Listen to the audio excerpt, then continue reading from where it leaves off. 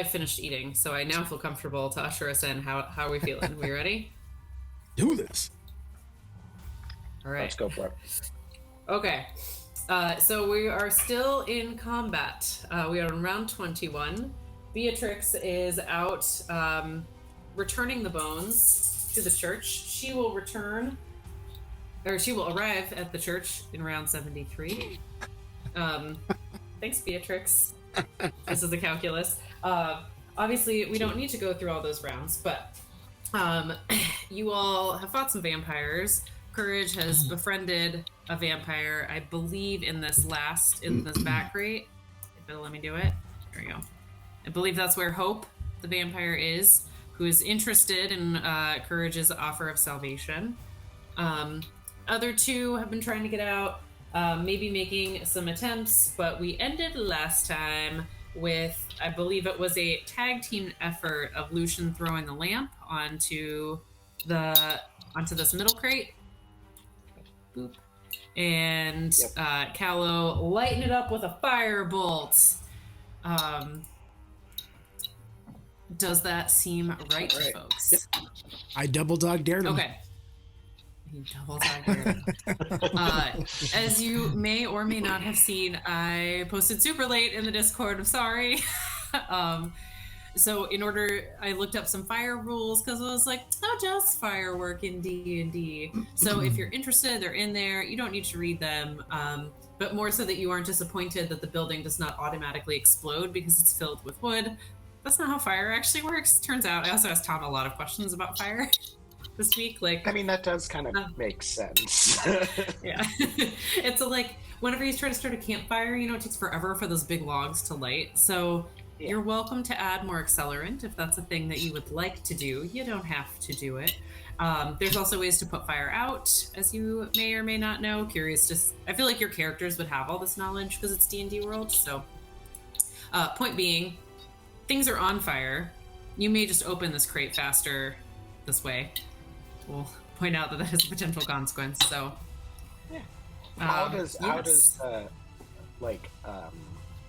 the what's the word that I'm looking for? How does the oil affect? How would this have been? How is this different than if Callow had just cast Firebolt on non-oil soaked crates?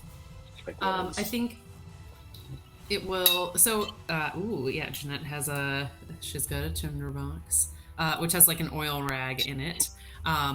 For the difference, I think the oil will have it last an extra round. So normally with the firebolt, you would just do the damage and then it would go out.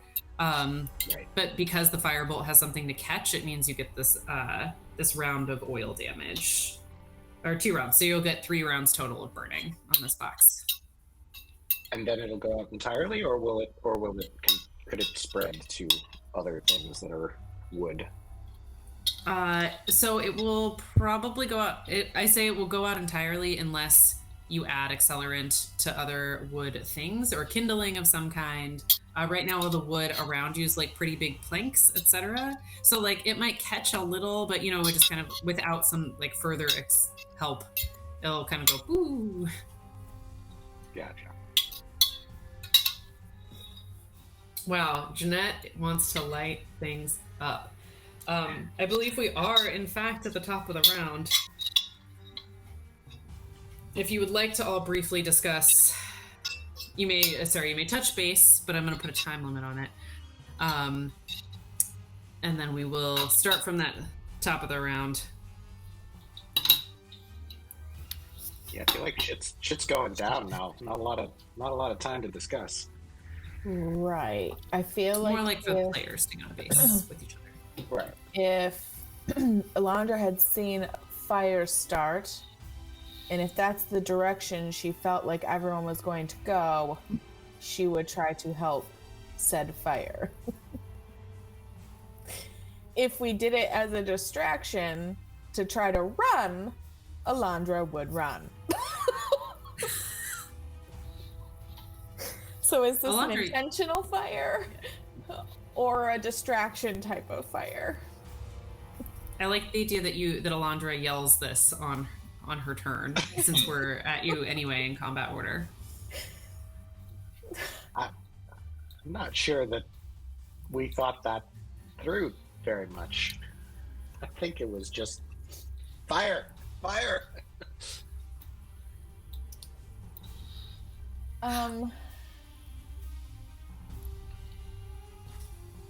We're not leaving yet. All right. Given that, Elandra, what would you like to do? If we're not running, I will pop out my tinderbox. And let's see. Holds flint, fire, steel, and tinder. Used to kindle a fire. Use it to light a torch or anything else with abundant exposed fuel. Okay. So...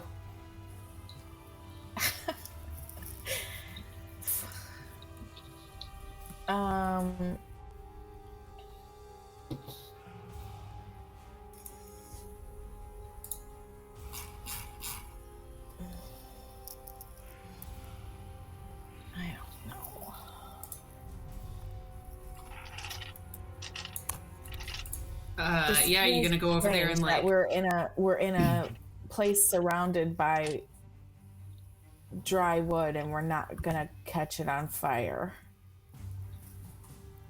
somehow with a firebolt. So what you're saying is firebolt went out, lit up whatever oil was there, but all the wood around is too large to catch and like actually start a fire. So this middle crate is currently on fire. Okay, so there is a crate on fire. Yes. And I think like if Elandra wanted to light more things on fire, she could like add oil to other crates or the wood. Like there are ways to spread this fire should you want to do that. I'm not saying you should or should not. Okay.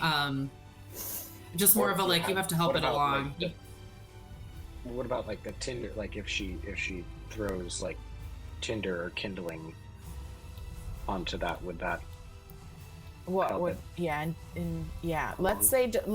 just gonna do that to see what happens here. All right, where are you putting it? I will throw my tinder wherever the biggest ball of fire is at this point in time as my action. Okay.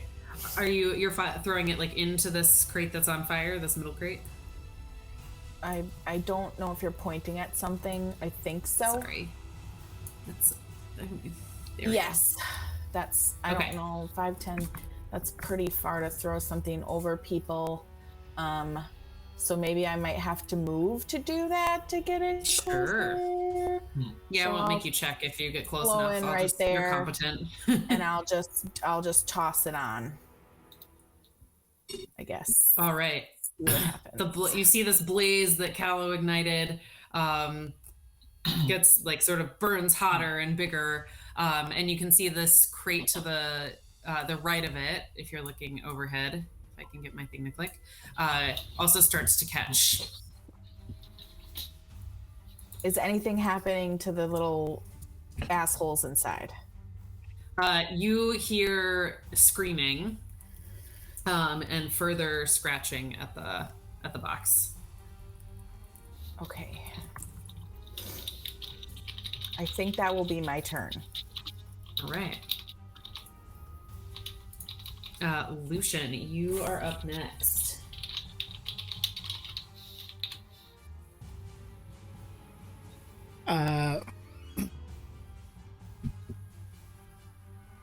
Lucian's gonna TP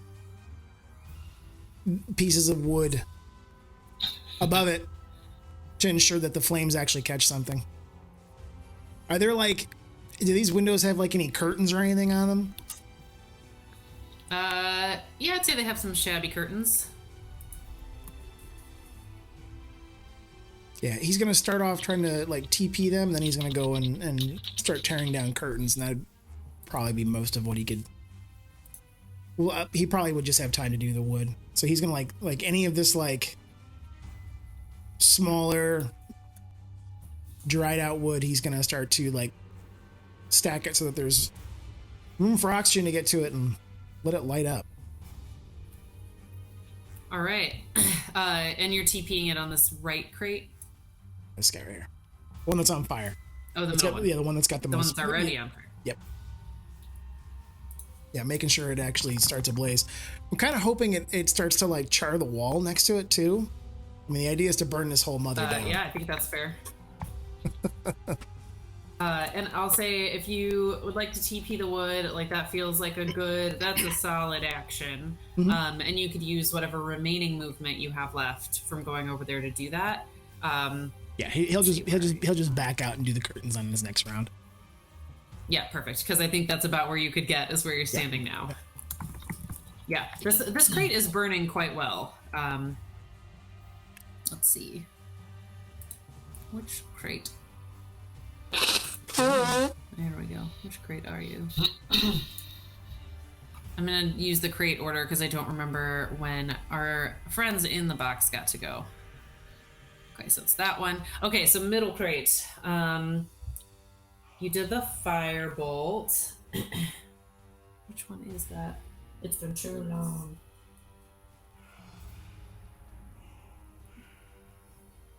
I'm not sure it matters. Because, so can you remind me can you roll firebolt for me, Callow?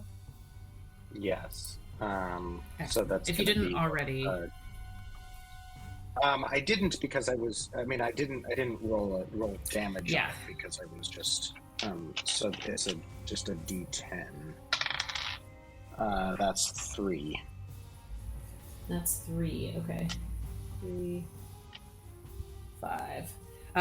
This crate has really, so with your firebolt and the oil and this additional TPing, this crate is really burning hot and the wood has started to really burn away. And you can see the vampire inside fighting to get out. And it looks like they will emerge very soon. Like this crate has almost fallen apart. You were talking about?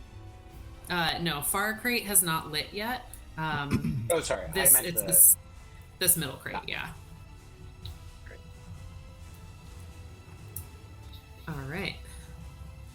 Can we see the creature at this point? You can. You definitely can. Okay. It looks like one good kick on that crate would completely open it up. All right, Callow, you're up. Firebolt again.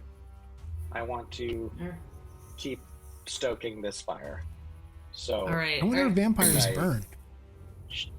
Shoot another one at the crate that's closest to me. Is that one burning yet, or is it just like starting to burn? I would say like it's starting to burn. Okay. I want it like fully alight. All right. Go ahead and roll your firebolt damage. Yeah, it's only 2. 2. Okay. 6.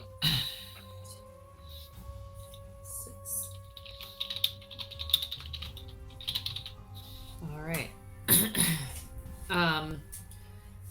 What are you doing? Why is it so hot in there? You can hear the voice from inside the crate. Callow, anything else you want to do in your turn? I should have asked. How's the floor looking? Is the floor catching yet? Like the floor under these crates that are starting to burn? I would say it's too early to tell for the crate that's closest to you on the far right. The one in the middle, it doesn't look like the floor has caught yet because it has kind of like a varnish on it. All right. It seems like it's more melting than. Right. How high are the flames in the central part of the fire? Like, are we in potentially looking at rafters catching at some point?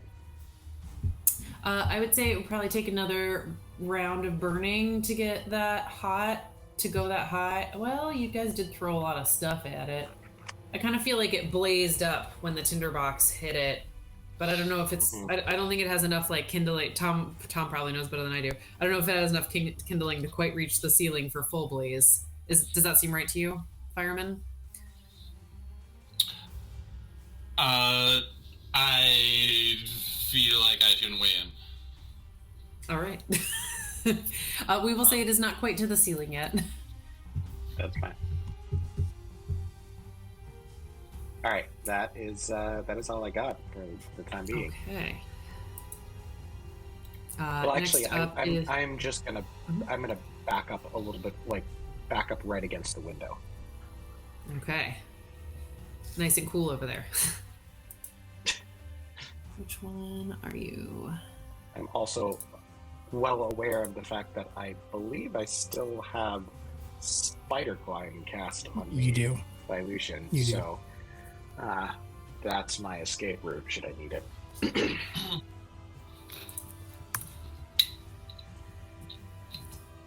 Right. We definitely want the image of this tiny bald old gnome in a waistcoat spider climbing down the side of a building. Yes, I do need that. Spider gnome does whatever a spider gnome does. Okay, I have to figure out. Okay, your guard one. Okay, so it is guard 2's turn. Guard 2 is like, "What are you doing? You'll burn down the whole building!" And starts to 10, 15 run over here, and he starts. You see, he's like trying to use his shield to shovel dirt onto the fire. I know you want to kill them, but this is not the way. And that will be his turn.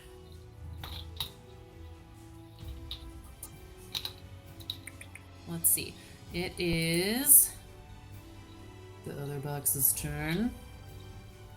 Oh, I have them all at the same time. That's fine. Sorry, is there dirt? Is there dirt? Is this a varnished floor or is it dirt?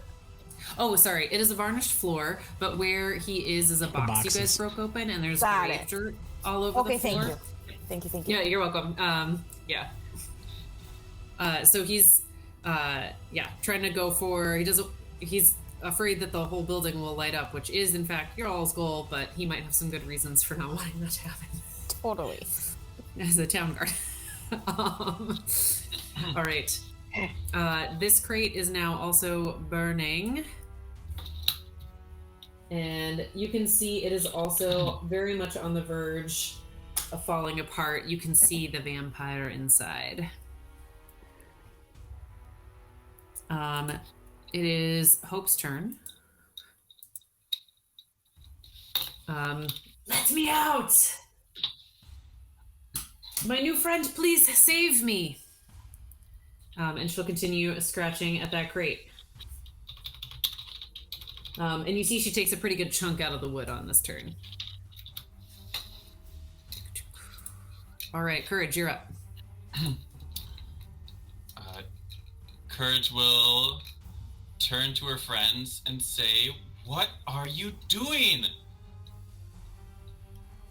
We can either kill them or not, but we don't need to burn his house down as well. This town's lost enough. Keep at it, guard." And then we'll... Does guard 2 look like... Well, I think for this turn, bigger concern are the spawns. So we'll, through the holes in the box, cast a Sacred Flame at the one that's about to break out, so the middle crate. So it's a Dexterity 15 save. Okay.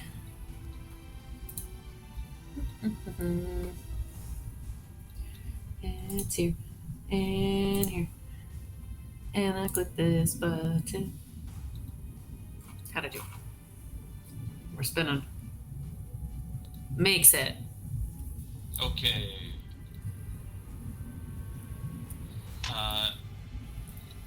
And could you move Courage since she's under the guard? Oh, is that where? Ha! Sorry. That's fine. There we go. We'll put the guard there. Go ahead. Yep.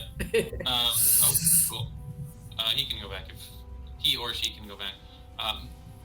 We'll move a bit closer to the boxes in an attempt to start to get around, and we'll still yell, "Run if you want to. You don't have to fight, but you don't have to burn this place down." And then towards Hope, we'll yell, "I'm coming!" And that's my turn.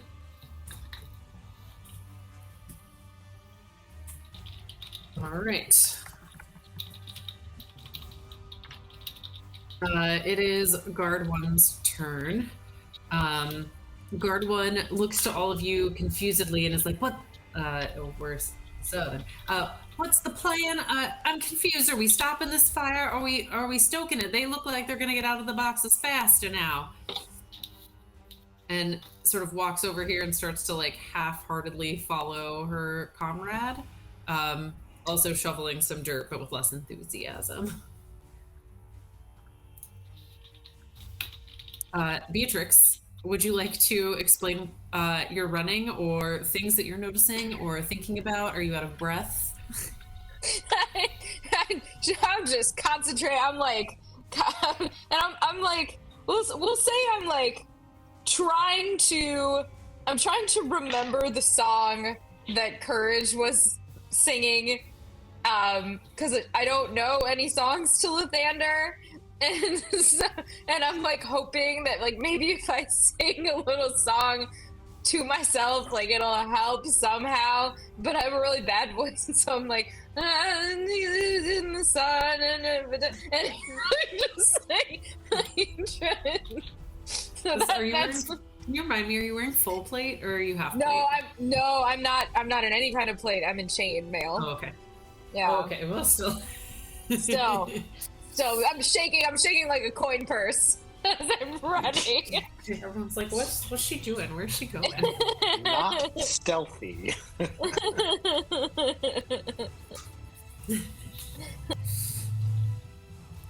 All right. Yeah, people definitely like, what's happening? And I would say you can smell a little bit of smoke behind you, gently on the wind. Oh, wait. Do I see a horse anywhere?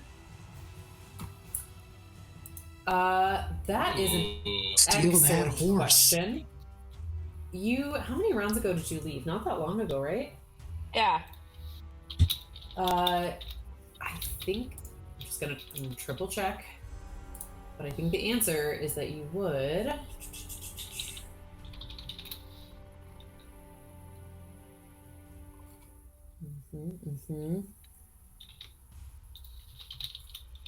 Let's just check and see if that name. We're gonna say you do. Not just. I feel like it would be here. So as you are running out of the front door and you're about to turn onto the street, you look over and you passed a stockyard earlier. And looking in, you see a horse gently tied up to the fence, like just to like a little fence. It's clear it lives here in the stockyard. I'm gonna grab that horse and I'm gonna get on that horse.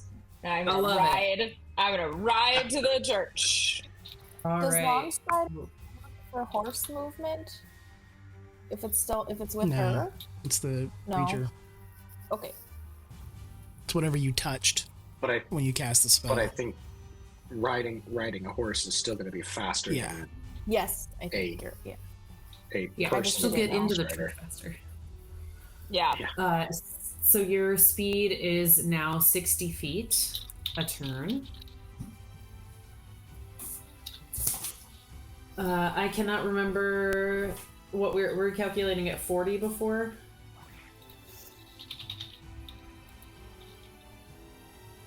I believe. Yeah, because if Longstrider is an extra 10 feet, I think. Okay, that's what sorry. That is what I was asking, but Patly said I didn't ask it. Okay, so from 40 to 60, it was going to take you 55 rounds total to get to the church. I don't know who can figure out how Wouldn't it many be fewer 120 rounds. feet if she chooses a dash on her action? I don't. Does it work that way with horses? Can you do that? I guess why not? I'm the DM. I get to decide. Because otherwise she'd be 80 feet on foot with her movement and action. Oh, that's true. All right, we'll say yes. Okay, so 120 feet a turn. So I'm dashing every time. Smart move, Beatrix. Yeah. Great moving. So how many fewer turns is it gonna be now? I guess. It's not So like if you 1/3 of a turn. If you did the number of turns based on 40, she's now moving 3 times as fast, so just divide by 3. All right. Let me see. What round did you leave? Cool. Alexandra, let's see. You left on round 18. It's round 23, so that's -5, so that's 50 divided by 3. All right. You only need 16 rounds to get there. Approximately. Okay. All right. So that means 16 more rounds. This is round 23. I can do math. I do the math. You'll arrive on round 39, which honestly doesn't sound that far from now. It's better than 70 whatever it was before. Truly is. Oh, cool. That's really helpful because when I looked up like riding horses, can they dash? It was like, no, their movement is unaffected. And I was like, I don't care. This is my story.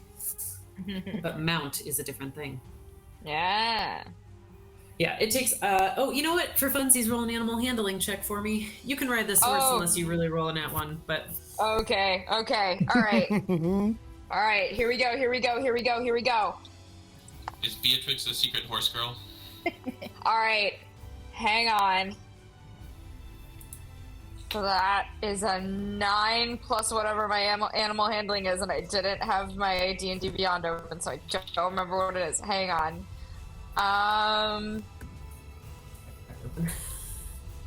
No, I'm not enjoying it. Shut up. It's like, are you enjoying using D&D Beyond? I want to see my character. Just let me look at it. Alright, okay, here we go. Beatrix Breakbones has abilities, skills, animal handling. Alright, 9! I rolled a 9. All that to find out I have no animal handling. So Beatrix, you get there, and you've ridden horses before, and the horse is kind of like, you untie the horse on your turn, and the horse is looking at you funny, and you realize you've never mounted a horse without a saddle before. Certainly not in your armor, because this armor is pretty new for you. So you sort of toss yourself up over the horse's back. I'd say it takes a couple of tries, but this is like an older horse. He's calm. He allows you to throw yourself up on him as you sort of awkwardly shimmy your other leg over the side. And I'm going to say you grab the rope that he was tied up with to sort of use as reins, and Yay! Also, I love that Jamie's mnemonic essentially becomes the same as in dodgeball. Dodge, duck, dip, dive, and dodge.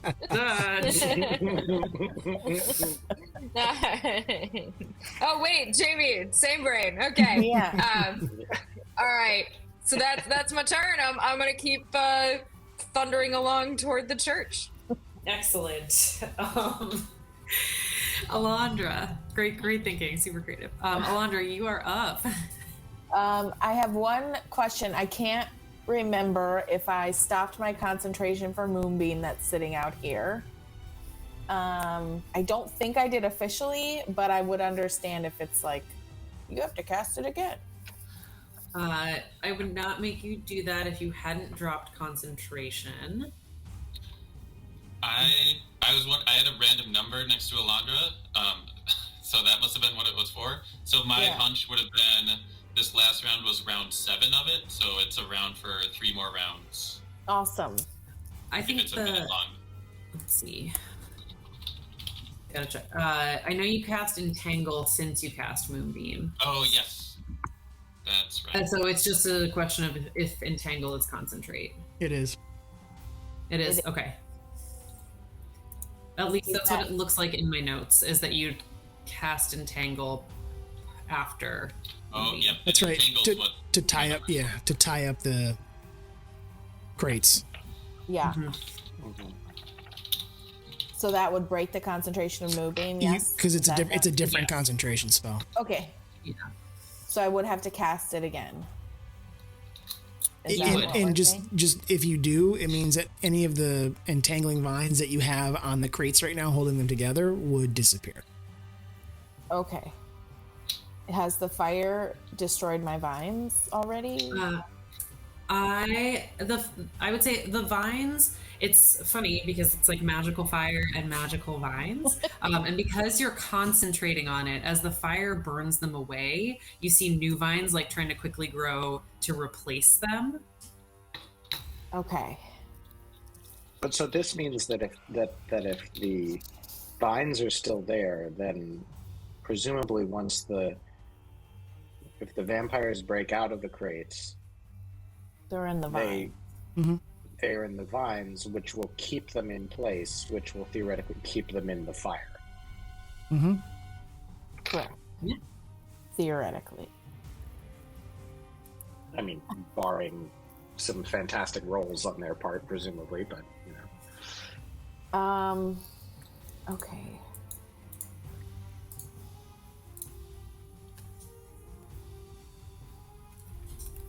Not much I can do here, folks. Outside of just trying to keep the fire lit. And it All will right. require maintenance, as any good campfire does. Correct. So I am gonna look at Callow and be like, should I dump more oil on this thing?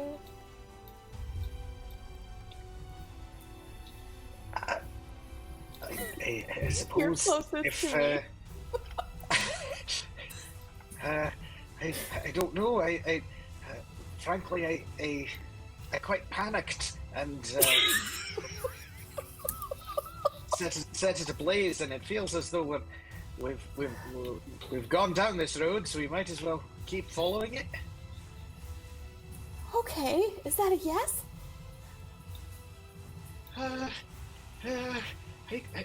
Yes, of course. Yes. Okay. I'm gonna throw more oil on the fire. All right. This is your torch oil. This is my torch. Nope, I have a flask Okay. of oil. All right. It's cooking oil.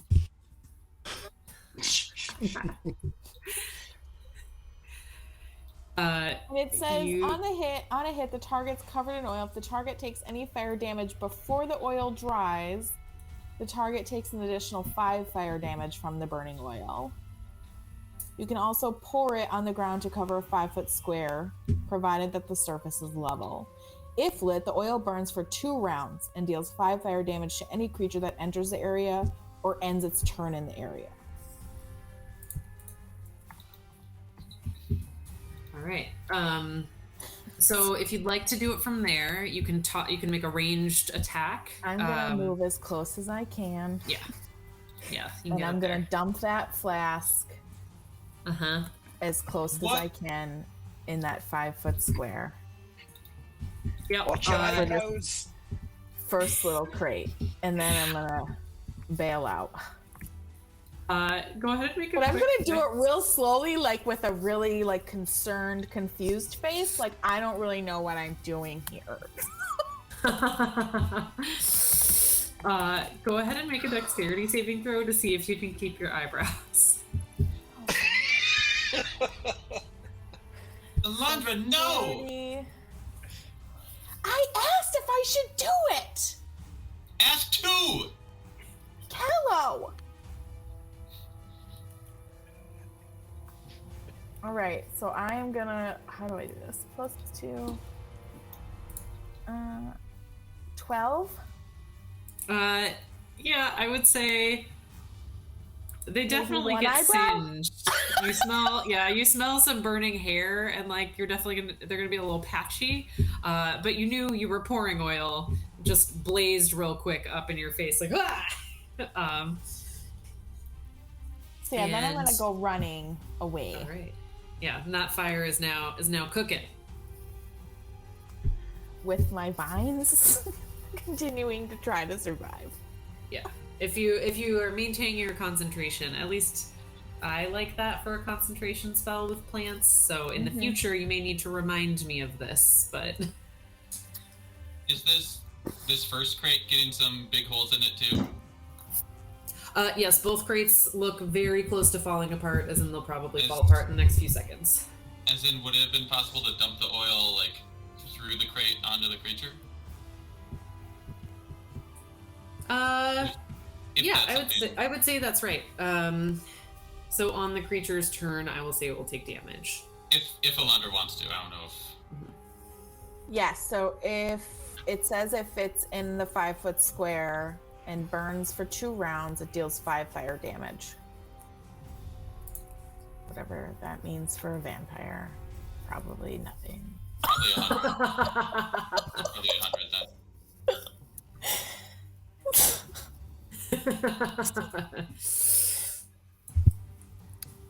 All right. All right, and you moved back. Lucian, you're up. Callow on deck.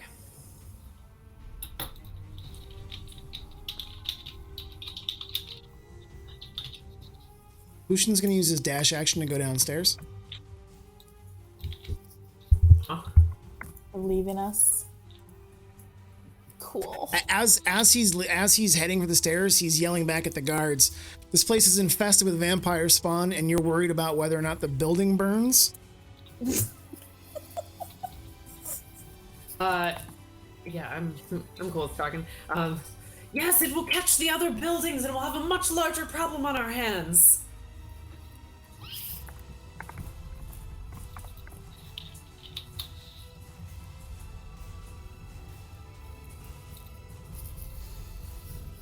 All right. So is that as far as you can get Lucian, or do you need me to switch the map for you? He'll be. I think he would get another. He'd be like at the very base of the stairs, but Okay. we don't need to switch the map. Okay.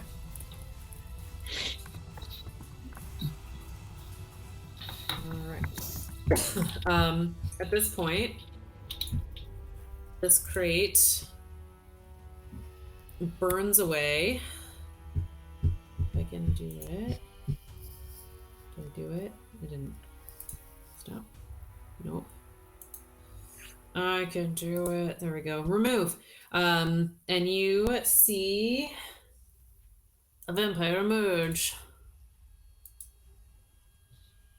Did it work? Yep. Kind Yep, of. yep. All right. As long as you guys can see it, that's what matters. Yep, we can see it. Okay, great. It's just like a black circle for me. All right, Callow, you are up. Is it stuck in the vines? Sorry, Callow. Yes, so you see it What come does out this of the look like? crates, and the vines immediately like grasp around its ankles as it tries to stand up, and it's like it hasn't had its turn yet, but Yeah. definitely stuck in some vines.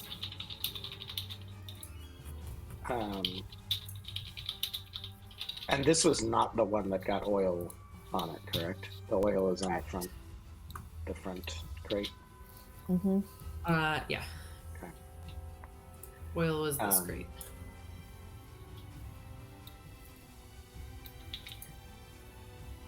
Well, I suppose we're getting out of here. It seems like Lucian has decided we're on our way out. No more fireballs? Before jumping out the window, Callow will having seen this vampire pop up, will send a firebolt at that vampire there. At the one that just emerged. Yep. That is an Alright. 18 to hit. Does that hit? I am pretty sure that hits. It does. Lovely.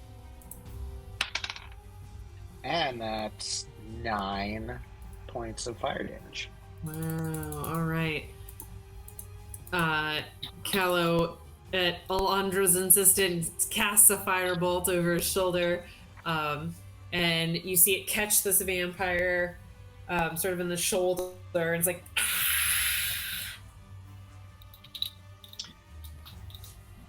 Great.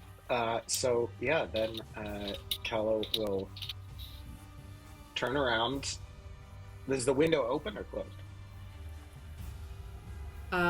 This one I think is closed still. I'm pretty sure this far one is the one you guys had opened. Does that seem, at least That seems if right. someone remembers differently, we'll roll on this. Am I able to open the window as a free action, or would that Yeah. be? Oh, you're short So- though. Yeah. Ooh. But I do have spider climb. Like I can, Yep. I can just start Oh, climbing, Just yeah, walk okay. it out. climbing up Yeah. the window. Walk it out. I will say we'll impose a 5-foot penalty on your movement, because you have to walk That's up the fine. wall to like get the window open, but pretty small. Okay. Yes. So I open the window and begin crawling down the building. So if that is so with 20 feet of movement then remaining, with that, given that 5-foot penalty, I don't know exactly how tall the building is. Do I get back? Do I get to the ground, or am I I still? think so. Like standard story is 10 feet, right? Yeah. I guess so. Yeah. 10 or 12. Okay. All So I right. get- So I'd say Get right about I would say that like to 14 feet. making this like not nearly as cool as it might look if somebody else, somebody potentially considerably creepier were spider climbing down the side of the building. Callow is probably going to go down like feet first rather than head first, and kind of not sure how this works, sort of going down the building, and probably in trying to negotiate and getting used to the spider climb aspect of it, is slowly like turning as he goes down the building, so he's not like maintaining his orientation very well. All right. Oh, this would be amazing to see. Can see it in my mind, I guess. And he's probably, I would imagine that this is like he's kind of alternating between trying to like figure out, does it make more sense to like press his whole body flat against the building, or sort of like he ends up kind of like pressing his arms and legs straight out, so his butt is kind of like waggling in the air as he shimmies down the building. He's not graceful at this at all. He's not graceful. There's a GIF I want to send, but I can't. I'm bad at them, it turns out. So I'll just imagine. Oh, is it this? We're gonna try this way. There we go. Except for the vampire spawn now.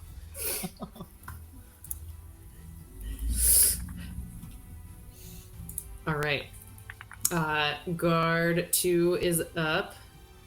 I'm trying to. The moonbeam. It won't stop. Can't stop. Won't stop. Okay. Guard 2 is continuing to try to put out this fire. Oh, I didn't look this up. Continuing to shovel dirt, uses his action trying to douse some of the flames on this crate, and is making some progress.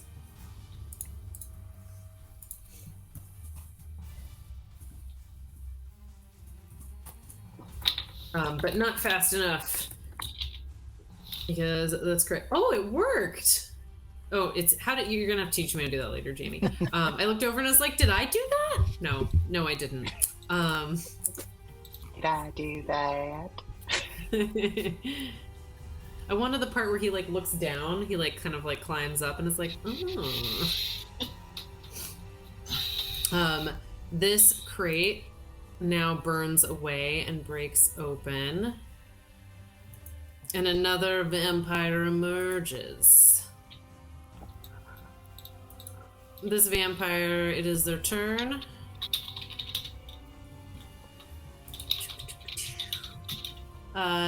Courage, is your spiritual weapon still up? Nope. Can I hide it and make it go away? Alright, I tried. Okay. Thing. It is the vampire's turn. This one's a male, despite what the picture looks like, or appears to be male presenting from life. I believe it needs to roll a strength saving throw to get out of the entanglement. Does that sound right? Yep, piece of cake. Piece of cake. Oh, well, we'll see. I mean, they are pretty strong. I hear they're strong. Yeah, quite strong. But let's find out. It's also, in a fire. Yeah, I forget. I don't know how that The strength fire of damage works. DC 14 on her strength. With DC 14. So as it's trying to bat out the flames, it tries to take a step towards the guard, and the magical vines are able to hold it still. It does take 5 fire damage at the top of its turn. Maybe if I can convince Alchemy to let me. There we go. All right. Is that? I'm gonna just double check my fire rules. It's square. Okay. Yeah. And she is gonna try.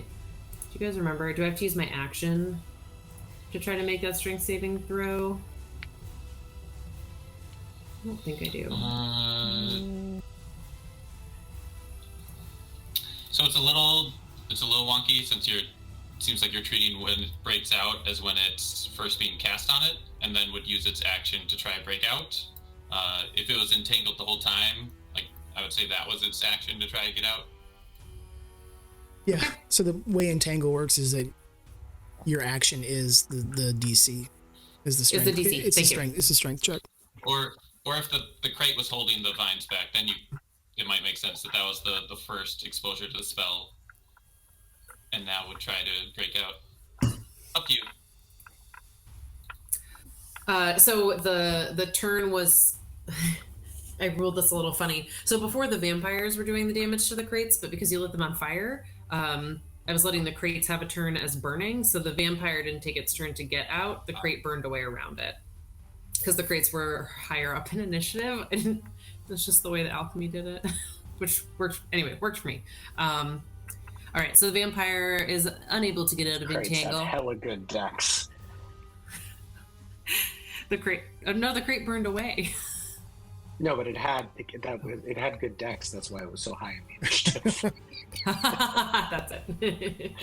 Such dexterity. I know, it's true. All right, it's Hope's turn. Courage, are you coming? So the one near the guards is restrained? Yes, and Is that right?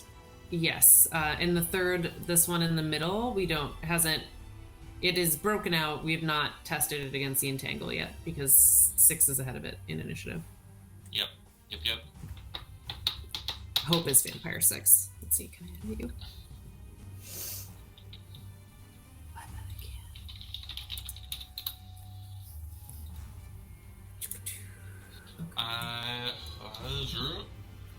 can. Courage will. Oh wait, sorry, I've got to roll for Vamp 3 first. So Hope's continuing to try to free herself. Vampire 3 will go emerged when the crate burned away, we'll go ahead and roll its strength save to try to get out of these vines. Yes. It also fails. And it takes 5 fire damage. Bam. Okay. Now it's Courage's turn. Courage will...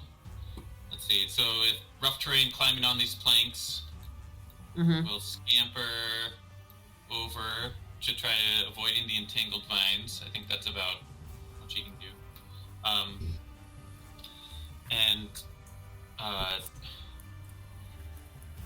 Hope, I think you should stay in there, unless... Are you willing to fight the other vampires?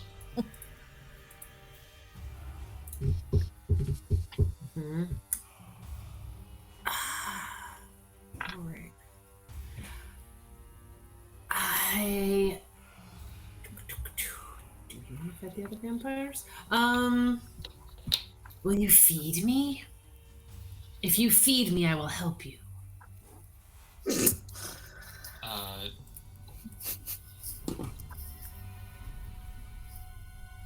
Yes, if you help me, I will feed you. Fight first. That seems fair. Okay.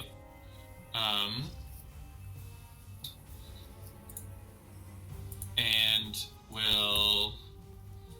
Let's see. How's that crate looking?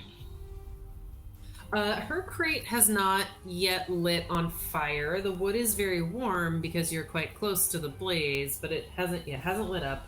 Her crate is still looking like it's pretty intact, actually. It's like pushed up against the wall. Yeah. All right. We'll tell her then keep breaking out, and we'll do another sacred flame on the vampire spawn 2.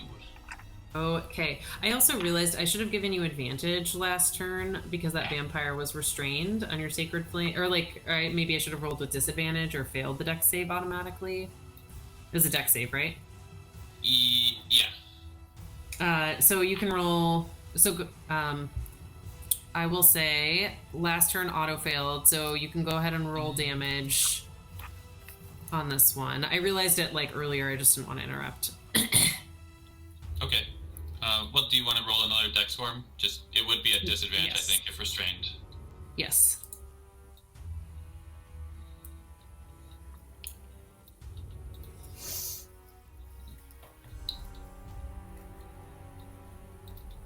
All right, 14. 14 just fails. Okay, so yeah, go ahead and roll. I can either double or you can roll twice, whatever's more fun for you. So 5 damage. 5 damage, 5 radiant damage. And I'll roll again. Oh. That's 6 radiant damage. All right.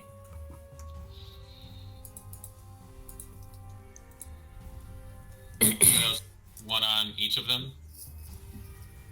I assumed that was both on the same, but you can say you used the Sacred Flame on this further one if you'd like.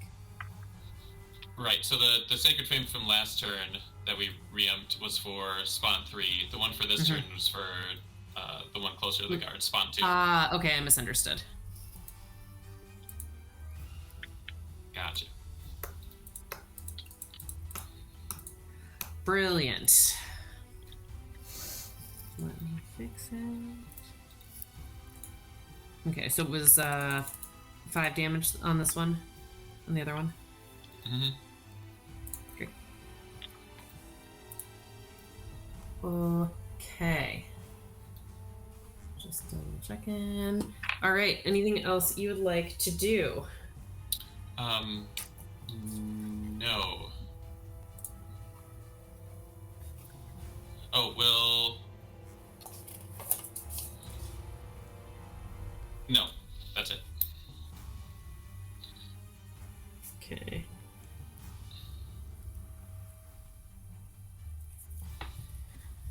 Alrighty. Okay. I just had to go through my checklist. All right, guard 1. Are you negotiating with that vampire? I don't know what kind of mess this is, but I do know I don't want this building to burn down. And will help tamp out the fire over here. And I would say like they've got a lot of the flames under control for this like one that's closer to them, but still.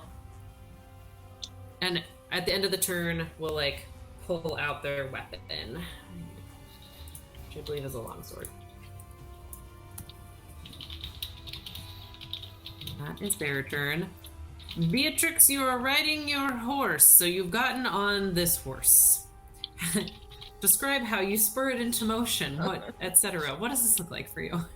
How good do you have? Good question. I would say Beatrix has experience with horse. I mean, she's from a small town. Like, her family owns horses. She's ridden horses to like nearby towns and things. So once she's up there, she's got a pretty good seat.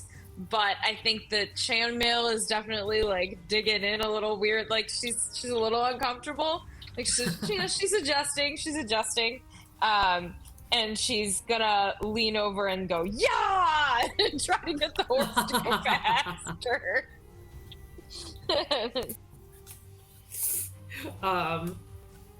Yeah, she does this. The horse kind of like does the annoyed horse thing. It's an older horse. It is clearly not feeling nearly as urgent about the situation as you do, but it sort of moves from a trot to like a bit of a canter, and if you spur it on, it will go to its full gallop. Yeah, that's what I'll do. I will continue to spur it on. All right. Great job, Beatrix. Yay! Elandra, you are up. Seeing Callow leave and Lucian leave, I'm bouncing. All right, I love it. God. Go ahead and make a run for it. But I'm afraid. I have lots of guilt. Would Elandra have lots of guilt? Yes. Okay. I feel like I'm not gonna make it far because I think I'm gonna question my response. So I'm gonna be like right here and be like, "What do we do?"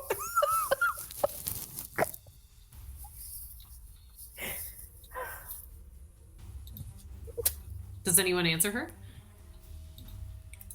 Guards? Anyone? Elandra, where's everyone going? From downstairs, you hear very distantly, "Not my circus, not my monkeys."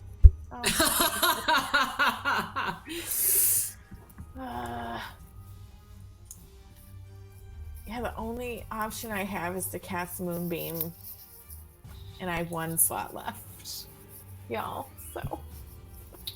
You got your Thorn Whip. And your personality. Neither of which are radiant damage. Yeah, they're not gonna do anything. If I tell a really good joke, does it count as vicious mockery? Just saying her personality isn't radiant. I'm saying it's not damaging. Yeah. Doesn't hurt them. Still, is Thorn Whip magical? Thorn Whip?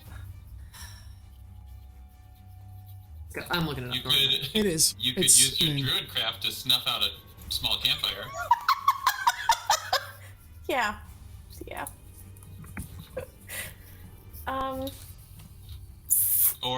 Or up the flames on the vampire spawn. You could do so many things.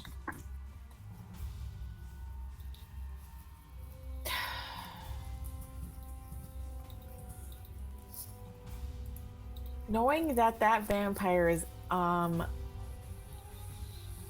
I just don't know if they're gonna beat this again. Or if I'm gonna beat this again with my vines. Ooh. I'm gonna move here.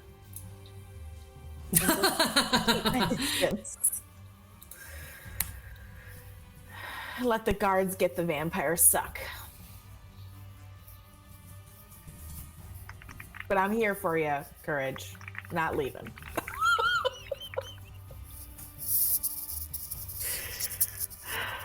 All right. Anything else you would like to do? Just keep concentrating on my vines. All right. Lucian, you are up. So now the question is Lucian going to just start burning everything on the first floor? Or no? I'm running for the door. And the moment he's outside, he's just going to start screaming his full head off, calling on anyone around for help. Guards rally here, people wake up, vampires in the village.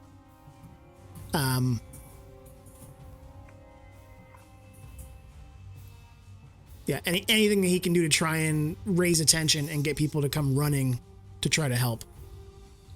Yeah. You hear, when you get outside... Know how to kill them? What did you say? I'm assuming townspeople know how to kill them? They live here. They're from here. The guards showed up with no magical weapons, holy water, or means of killing vampires. If the guards don't, the people probably don't either. But at least this way we can wake people up. And the other thing that he's looking for is I'm looking for any residents close by where I might be able to get across a threshold. Oh, yeah. So you've used most of your movement, but you also see this is mostly a business plaza, but you notice that there is a small house attached to that stockyard building where you don't know that Beatrix took the horse from there, but we as players know this. And you see a light on inside. So I assume it would take your full action to get across. He's not heading for it directly. I'm just looking to see if there is anything with the threshold. So if other people come flying out of this house and need some place to get to, because we're all out of, most of us are out of spell slots or only have one left. And there's 3 vampires about to be loose in there without any good means to kill them. If they come out seeking revenge, I'd like to get someplace where they can't get to us. Yeah. And be able to call our people. You immediately identify this little house attached to the stockyard across the street. And I'll just also look. I had been looking at the map earlier, just looking at the scale of the map, considering Valakai is about a mile across. That would make the nearest house like a good 50, 60 feet away from the coffin maker's shop. If it's that same red building we identified earlier. So if this house burns, the chances of something else burning down is pretty unlikely. So Lucian might... There's a lot of houses around it, though. Or buildings. A lot of buildings around it. Isn't it the red one on the left-hand side of the... It's, it's like in that... There's 2 across the street from each other. It's the one on the left. But there are other buildings close by. It's in that it's on the right hand side of the map in that little sort of Yeah, I thought we had said the big red one was the stock. Shaped. Wasn't the big red one? The big red one is the stock. And then the smaller red one on the left hand side of that circle, wasn't that what we had originally said was the coffin maker's shop? Yeah, that's correct. Yeah, so if we look at the scale, that and the building next to it, they're all 50 to 100 feet away. Just going by the scale of the map. The closest one is the little L-shaped one above it, and that's still probably a good 40 to 60 feet. Really? If you look at the scale of the map, I mean, based on the scale at the bottom, that's true. That also makes like the. I feel like the scale of the map the scale on the bottom can't possibly apply to the buildings also, because otherwise, if the scale was correct, all of these buildings would be cathedrals. Yeah. I mean, like, Yeah. that would be like 100-foot. Yeah, the coffin, that's the true. coffin maker's shop is like 100 by It's 40. like 150 feet. Yeah. Yeah. At least, so So I would say I- for like building spacing, I'm using visuals here, where like these buildings are close enough that if like one really went up in a blaze and like they didn't have someone actively fighting the fire, that it would probably light others on fire eventually. But I was using the scale to calculate the distance down the roads. I assume that's what it was made for. These are very good points that perhaps one might submit to D&D, perhaps me, but fix your maps, make better maps. I mean, because practically speaking, it doesn't necessarily make a whole lot of sense that this little town would have the buildings like 100 feet apart. Yeah, exactly. I'm picturing like, a little plaza with businesses on it that are pretty close together. But point well taken. And Lucian, you also, when you go outside, you identify the stockyard as a potential place you could go. You can also hear the sound of people running towards you. I need to remember when the guards are supposed to arrive. I had it written down somewhere. And you can hear the sound of a bell ringing in the distance.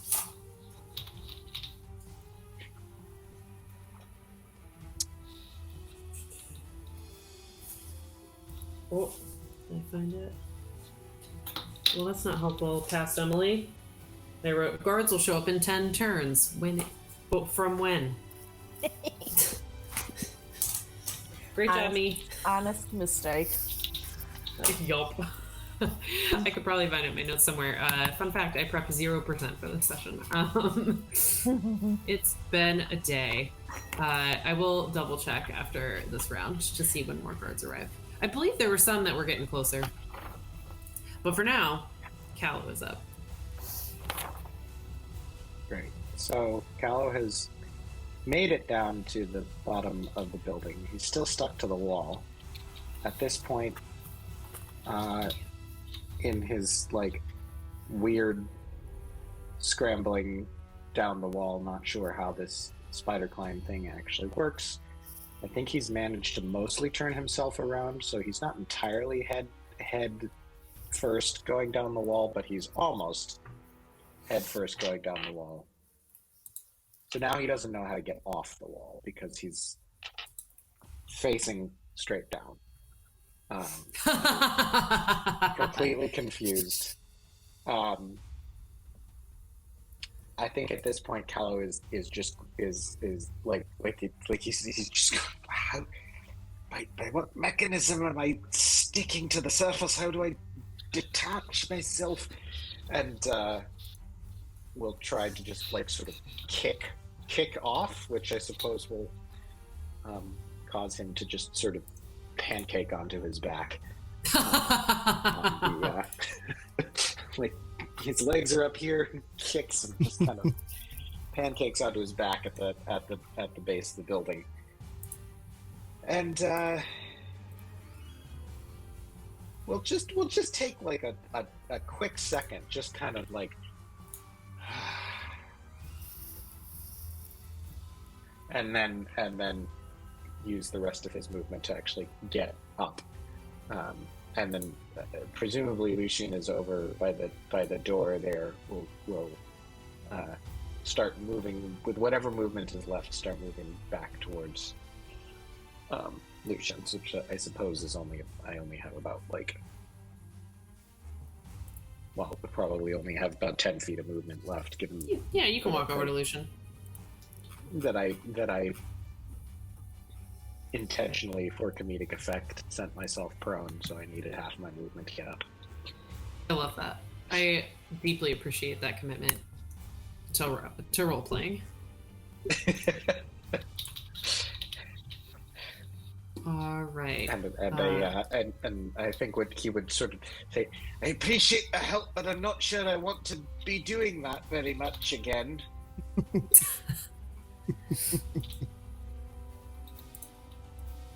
Amazing. And you also, as you get outside and look up, you and Lucian also notice a group of 4 guards running your way.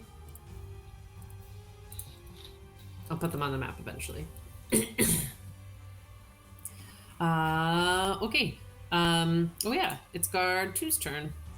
Guard 2, I'd say, now sees that the vampire is probably the bigger threat than the fire.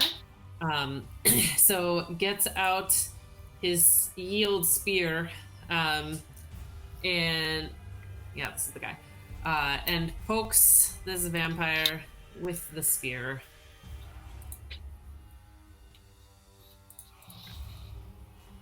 This is fun. I can be everyone. Wait, why is it two? Why are we doing that?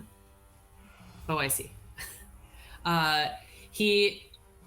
I've never done this before, and like sort of stabs at the vampire. And we'll have advantage since the vines.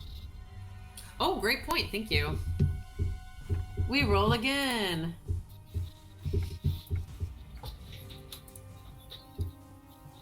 Just do a second roll. Thanks, Tom. No, thank Elandra. Thanks, Elandra. Thanks, everyone, for your participation in this. That's bonkers that it does 5. That's not doubled, though. It's 2 not dice. doubled. Yeah, it's 2 dice. Oh, I see, instead of 1 dice. All right. And with encouragement from Courage and Elandra, the vampire tries to swarm out of the way, but can't. And he nicks it with the spear. A nicker, huh? A nicker. Go. Where'd it go? 5 little points of damage. Mm-hmm. Halved. There we go. Good effort, guard. Great effort. These vines are really doing the work. Sorry, I'm just waiting for it to load so I can remove the hit points. Here we go. Okay. It is that vampire's turn. It's so funny the token's even gone from... Yeah, gone for me. It goes and like tries to reach again. It's gonna try to reach... It's trying to duck underneath the spear to lunge at that guard, which means it's just going to use its turn to try to make the strength saving throw to try to get out of the vines. Doo-ba-doo.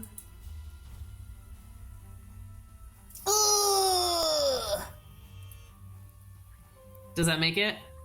I think it's 14 was the... Okay. Yeah. So vampire 3 is free. Bye-bye, everyone. It's very like Winifred at the end of Hocus Pocus. Oh, that was last time.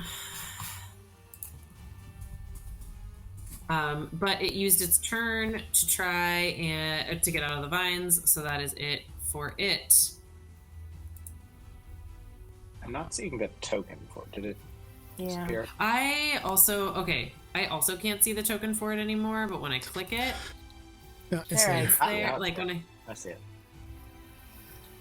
it's very, yeah. All right, so I think it was actually supposed to go before the guard, but that's fine. We're gonna keep it the way it was. It's Hope's turn. 24. Hope's making some progress with this crate from the inside, but that's what she's doing.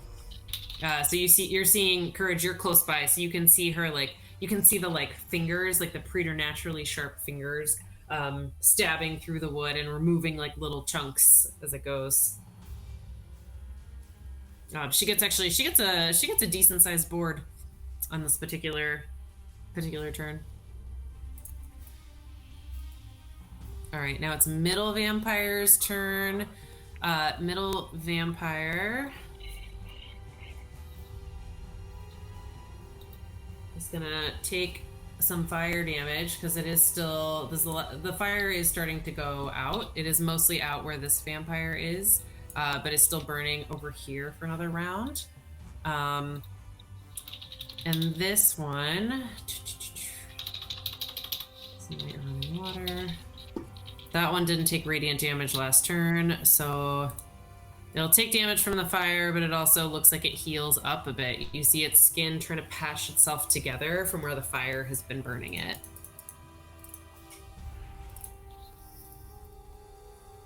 Nope, opposite.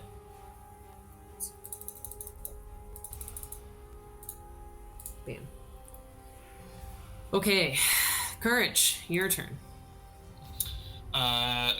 Going to try to help Hope get out. Okay. So, it's using the shield or the mace, looking for a couple planks that seem a little bit looser that I could help pry out. Yeah. You can absolutely do that.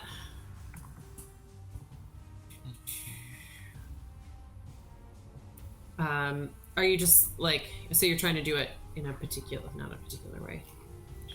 Start with.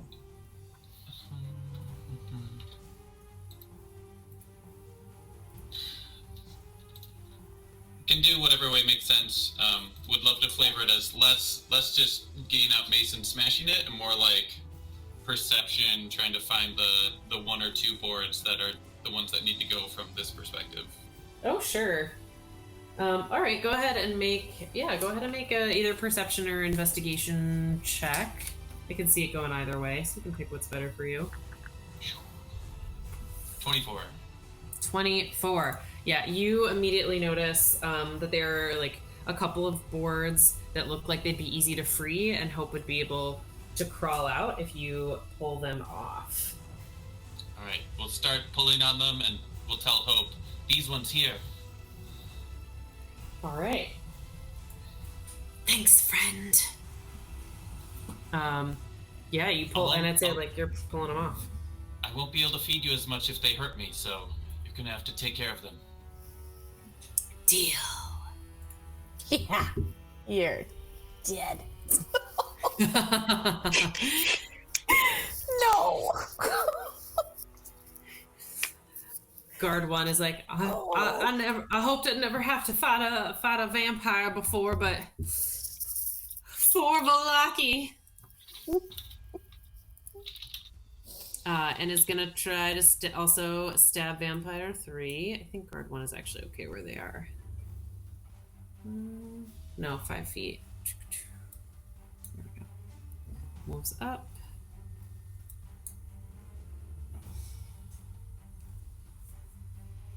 Oh, damn! And with this town pride running through her veins, stabs that spear right into her. Doing, 2 points of damage, but it's not nothing.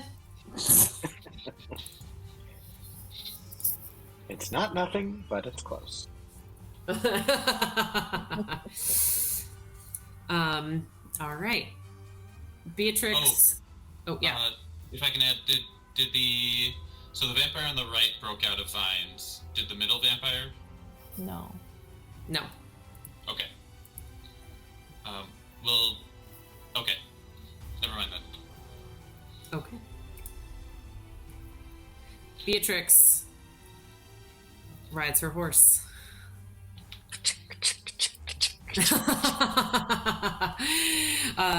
What are you naming this? That's supposed to be your horse riding noise. I don't know. Speed it up.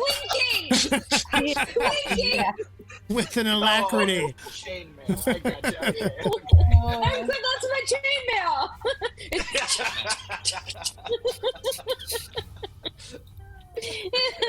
And jingly. Yes, I'm gonna sort of I'm gonna sort of talk to the horse, and I'm gonna be like, So, how's it going? I think I'm gonna name you after my ex-husband. How would you like to be named Simon?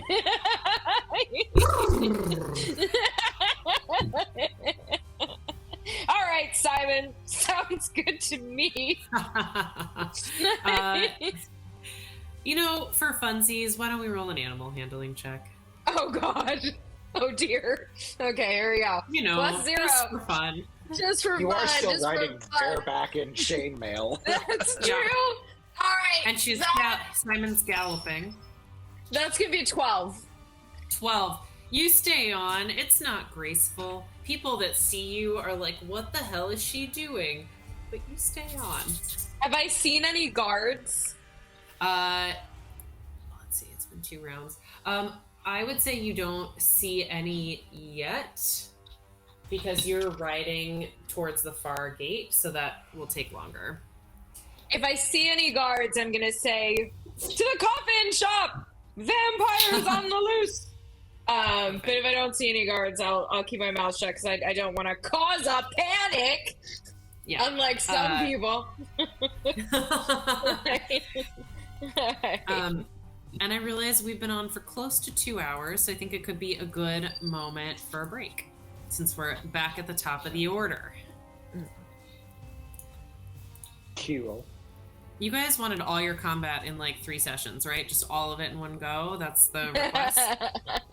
Yes, this is all the combat for the entire campaign, just in Exactly. one. Everything else is going to be us role-playing, trying to find elves with the Vistani. Hello! You know any elves? Do you know any All elves? right. Do you know any elves? All right. Yeah, let's take 7 to 10. Okay. That's good.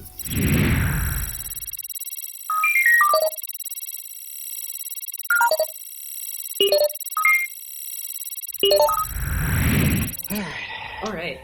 Anyway. But we're D&Ding exactly. Such why. Elandra, your entangle has dropped. These 2 vampires are pretty free. Oh, they're Hope looks both like free she's about now? to emerge. Yeah, the entangle. So your entangle technically should have dropped 3 rounds ago. Oh, balls. All right. It's on me. I should have been tracking it. Speaking of Sally, if you could track the rounds for Beatrix, that would be lovely.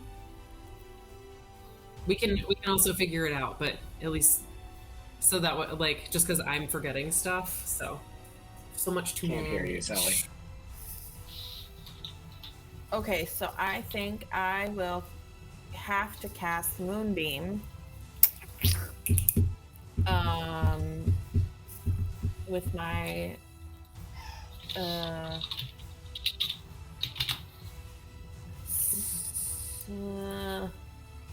how far can this go? Range 120 feet. Okay. Moonbeam covers 5 feet. So I think, and I don't know which vampire has the most damage. Can Can I tell by looking at them? You can. If I could tell by looking at them. Oh, it's so mad at me. Don't be so mad. Let me try this. I was trying to give you a moonbeam. Doo-ba-doo. Okay. This one that is closest to the guards does not look especially hurt. Some nicks at most. Nicks. Mm-hmm. Oh, they're about the same. They both look like they're just kind of... they're a little banged up, but look to be evenly injured. Okay, well, I'm gonna cast it with the vampire that's furthest from the guard, because I feel like that's safer for Courage and the guard. So the one that's in the middle there, I will cast Moonbeam. All right. And it's not letting me give you the moonbeam. Okay. I will. Did I break it? No. Okay. I'll do that. Just that.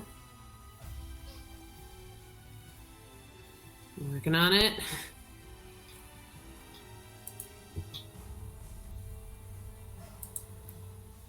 And that'll do damage on their turn, correct? Let's see. Also, how big is Moonbeam, if you can remind me? 5-foot radius.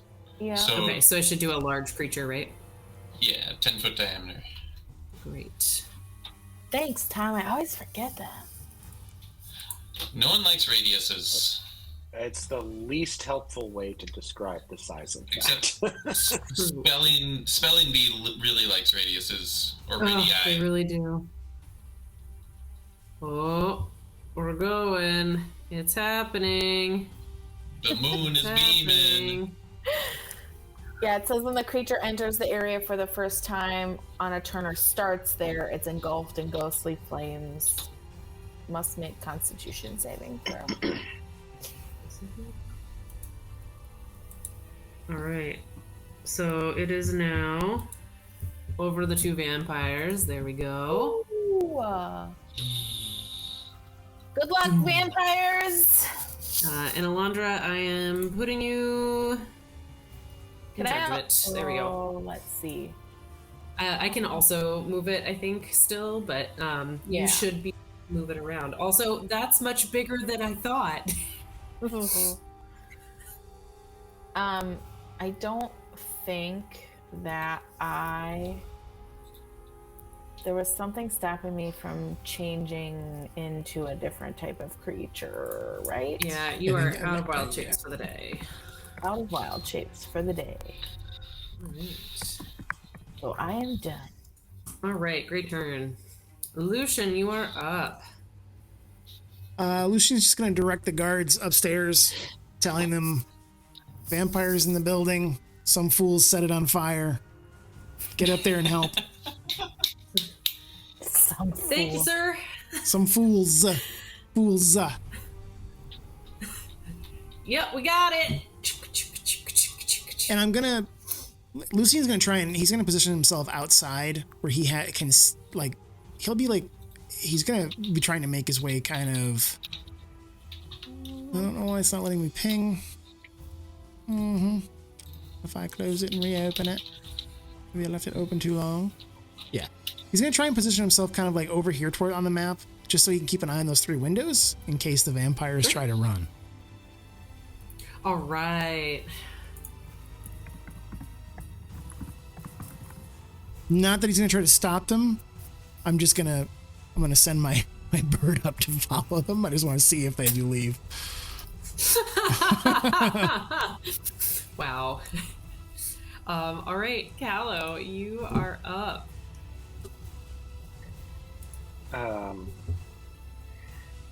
Well, I'm glad the professionals have arrived to deal with this, or at least to act as meat shields. What's that? Oh, I just No, they didn't hear you, but No, it's Pete. My name's Pete Shield. What'd you say?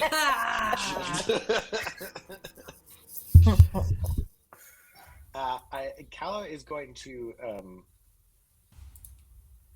also sort of keep an eye on these windows and ready, just in case. And I don't expect this. Well, I hope this doesn't happen, but ready. Hold poison spray in case something comes out the window. Right.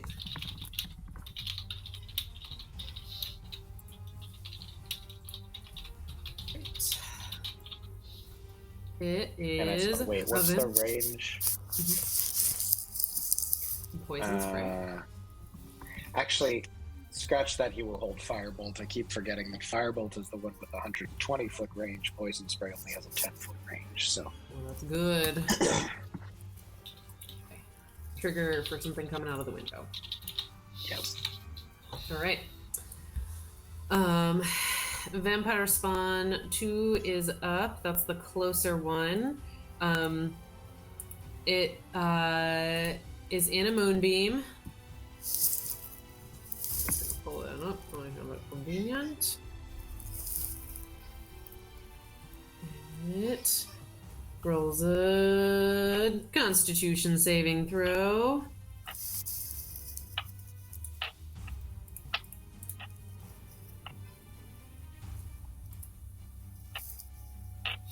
Yeah, roll- That's gonna All right. Suck it, Go ahead Trebek! and roll that 2d10 radiant damage. All right. 13.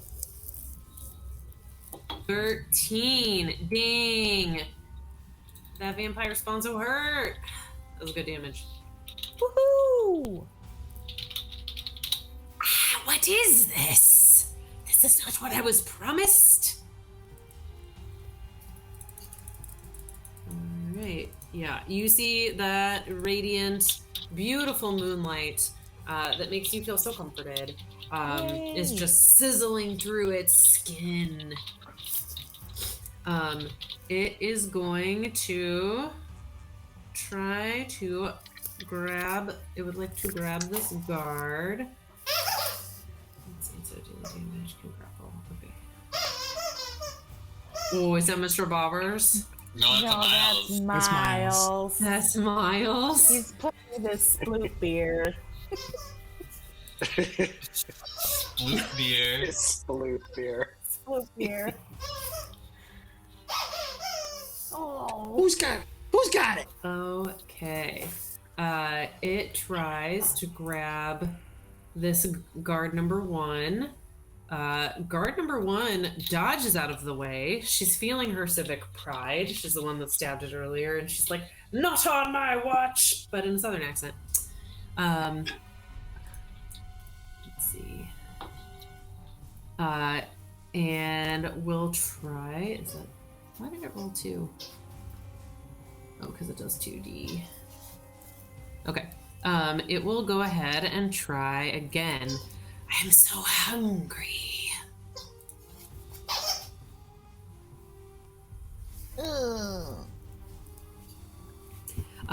This one just hits, and you see her grapple the guard, and look like she's poised to bite.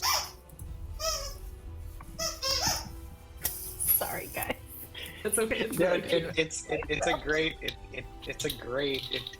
great balance to the mood. Horror.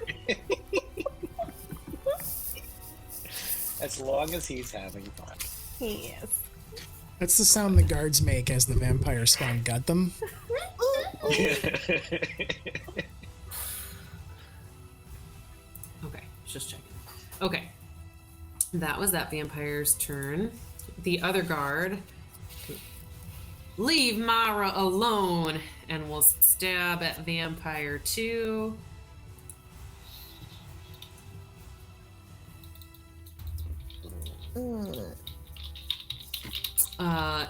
But vampire 2 is very excited to get her meal and sort of dodges out of the way while still holding guard number 1. Sure, did they really just get 1 attack? It's just such a bummer. Come on, guards. All right. Hope is up next. Thank you, friend.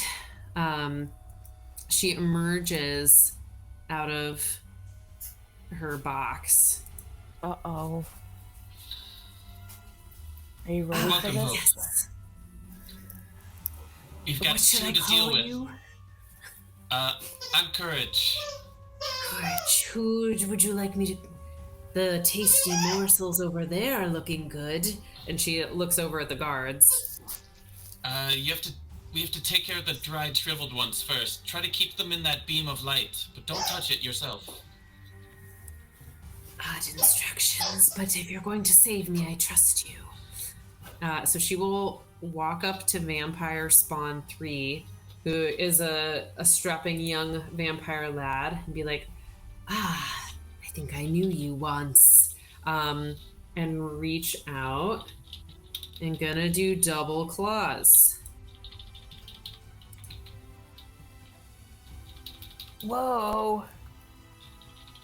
Crushed it. Ooh. It did. Vampire on vampire? And do 2.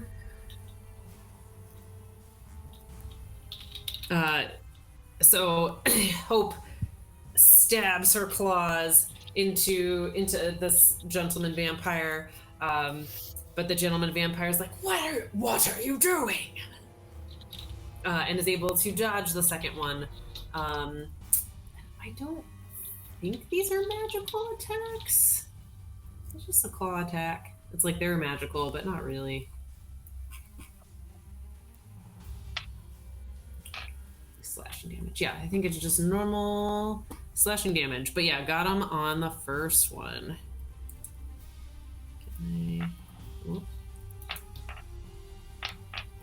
Oh, you're up next.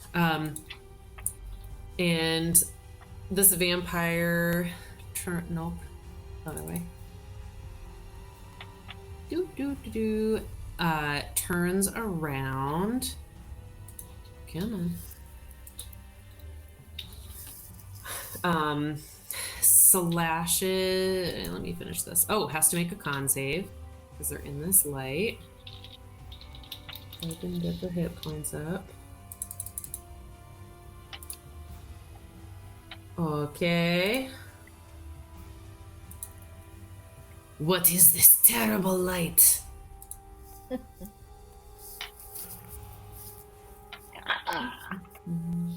How'd they do? Fail! Go ahead and roll your 2d10. Go, Jeanette, go. Please work. Okay, 1 second. It worked. You did it. Roll. Please be high. Ugh. 10.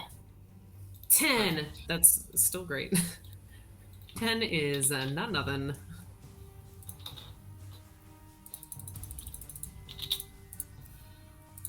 Okay.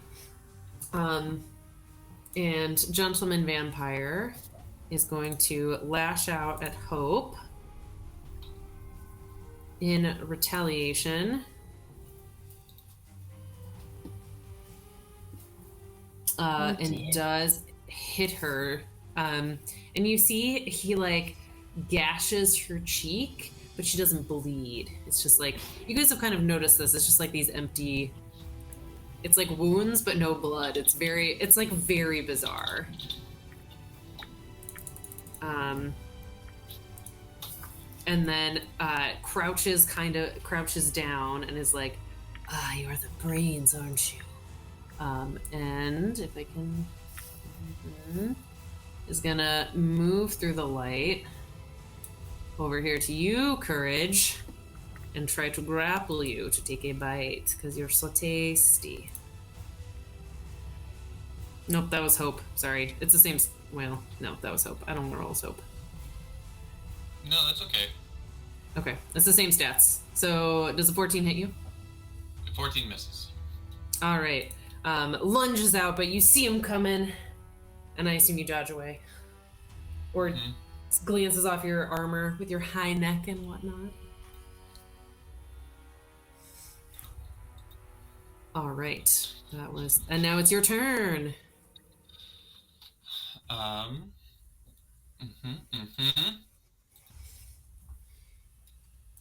Chances of a push attack working are probably real low.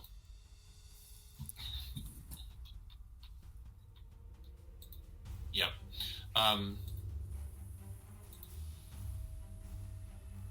We'll say, great job, Hope. Keep him busy. And we'll make moves. I think we'll clamber around over the plank, so 5, 10, 15, 20, say 25, 30. Mm-hmm. So away from spawn 3. Uh-huh. I think spawn 3 does get an attack of opportunity on you because you've moved out of their melee.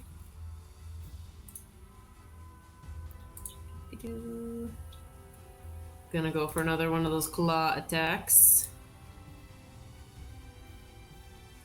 Yay. Definitely nicks you there. Mm-hmm. Is not using it to grapple, just to do damage. Yeah. Where are you going? Such a tasty snack. And will cast a Sacred Flame at Vamp Spawn 2, the one by the guards. Mm-hmm. Dex save 15. All right.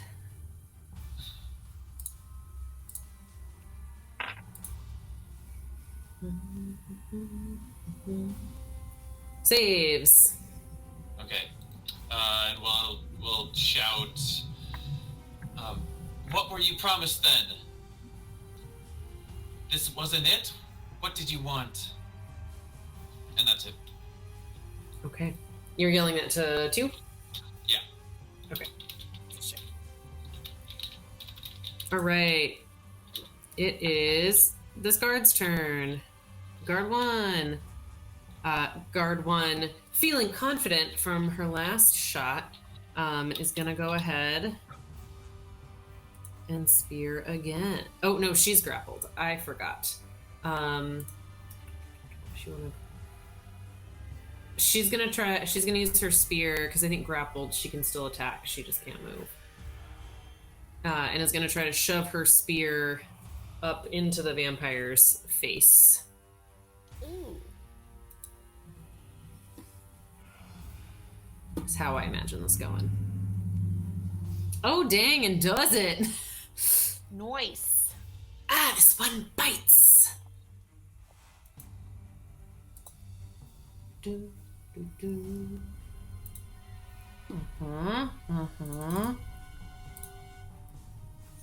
And you see yet another like gouge of skin come out, and it doesn't seem like with the light shining down, you can see the skin keeps like trying to heal. But every time it does, it looks like the light sizzles in there and burns it back away.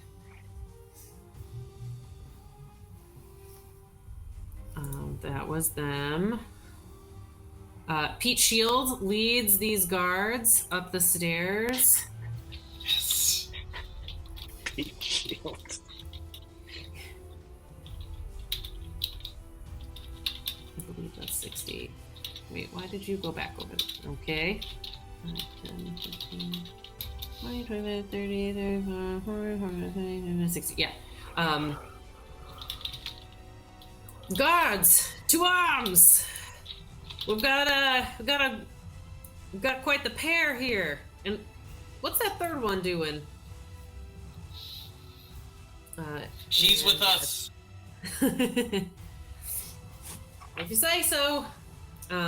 As they all trample up the stairs like doom, doom, doom, doom, doom in their boots, running over. Just have to click through. Beatrix.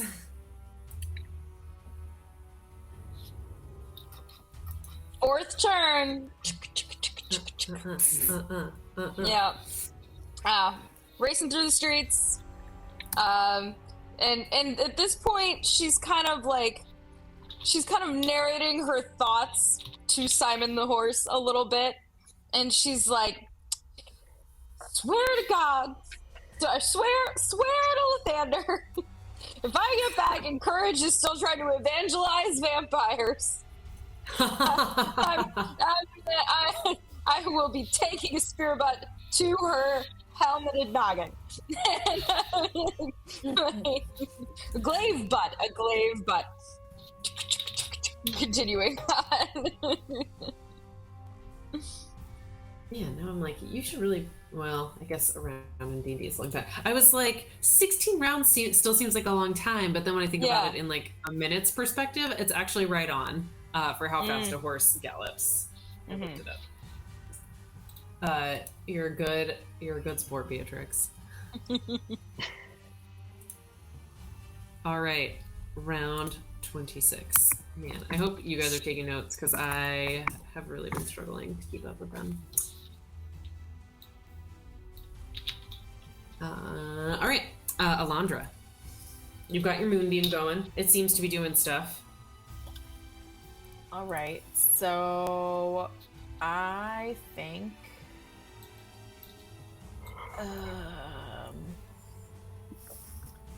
there's not much else I can do, guys. Can't. You can, if it helps, you can cast like non-concentration cantrips. I think there's like a help action that I feel like no one ever uses, but it allows you can give someone advantage on their attack roll. You just have to explain like how you're helping them. If that's something you want to do. Let's see. I'm not gonna use my sword. I'm not gonna use my...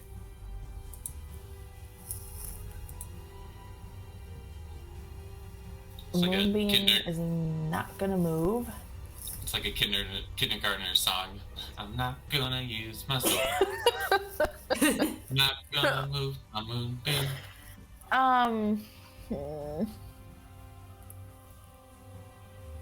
I think I'm gonna hold.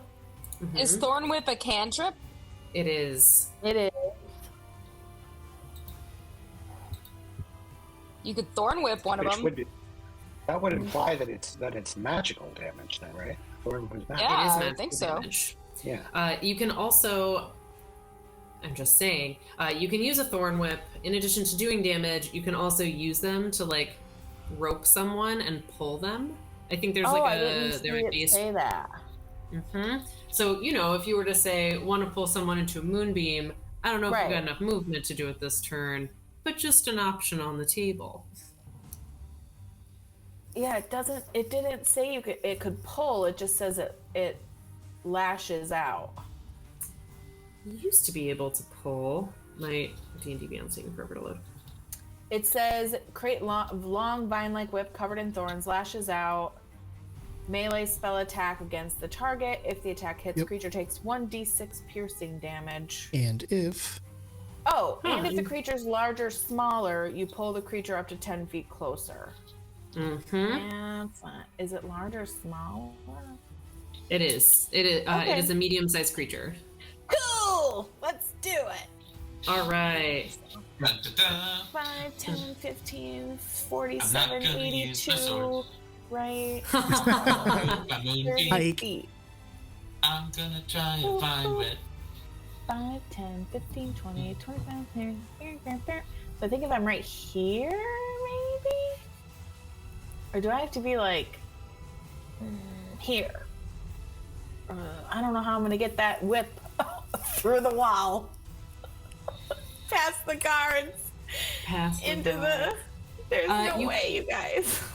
You could try to whip this one that's holding the guard on this turn. It wouldn't, the pulling would be less desirable, but you could still do damage to that vampire that's holding the guard. Maybe stop it from holding. And the pull is optional, right? It is. All right, so let's whip this son of a sucker at this Whip him good. Vampire. Let's see what happens. 1d6. Ooh. Do you do an attack roll first, or do I do a save? Pull it back up. Melee spell attack. Yep.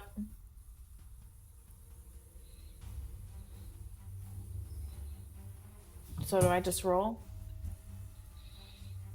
Yeah, I think D&D Beyond should also let you do it. Yeah, if you click your +6 in D&D Beyond.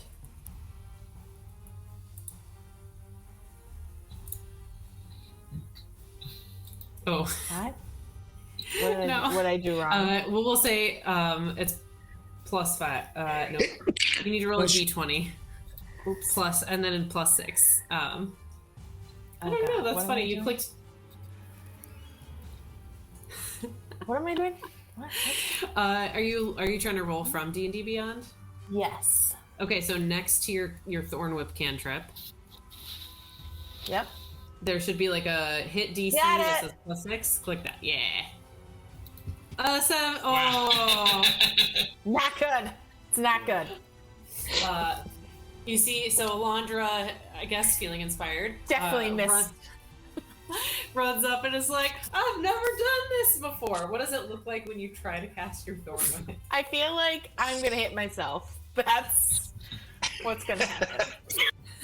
Is it like you go to like do one of these and it just like whacks you back and like you don't With release my burnt properly? eyebrows and I squeal in pain. I'll get you next time. Incredible. Elandra fails the Thorn Whip. Son of a bitch. Since you went for the first one, ultimately, you could be a space or two back before you wrap yourself up. I feel like I need to start moving like right here. Can I do that? And don't forget that these boxes that are in the middle of the floor here aren't actually here. It's just dirt now. Oh, okay. And like debris, so. This feels like... See, I don't know how far I can get. That might be a little too far. Yeah, I think I think you can get to like 35 here-ish, feet. right?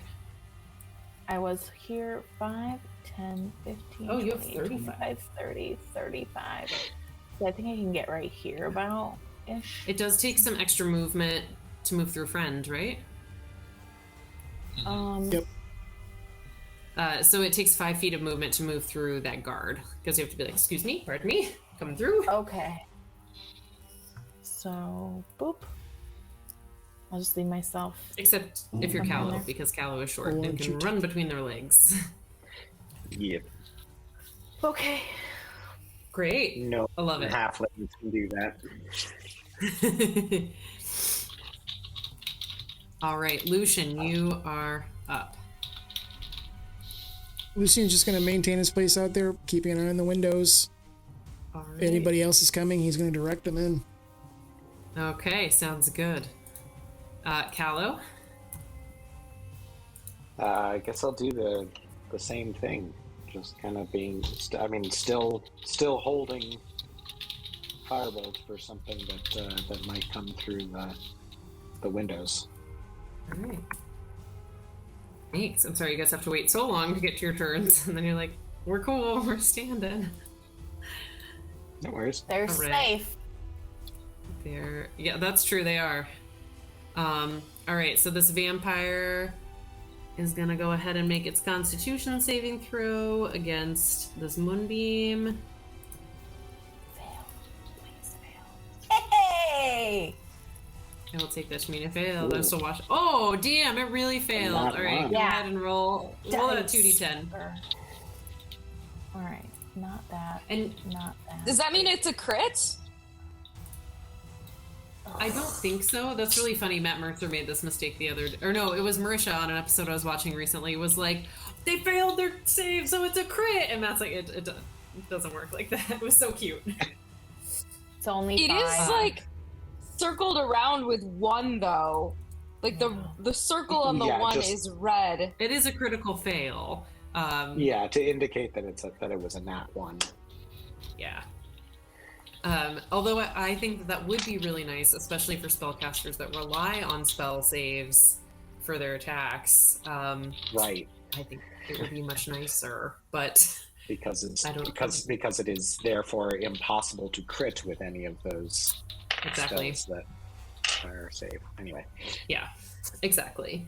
But you see the radiant moonbeam is doing its job. It still is burning away flesh on this vampire, and the vampire doesn't seem to be able to knit itself back together very effectively. It is holding guard 1, so it is going to bite her. Try to bite her. We're gonna find out.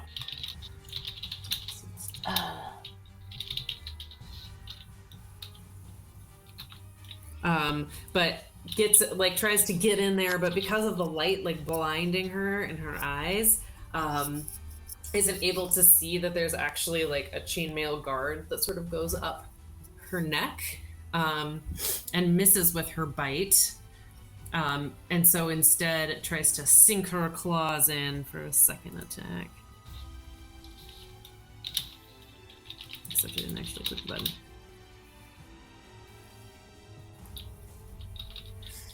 And still finds chainmail. She will. How does this work? This is flavor. She's not actually doing this attack.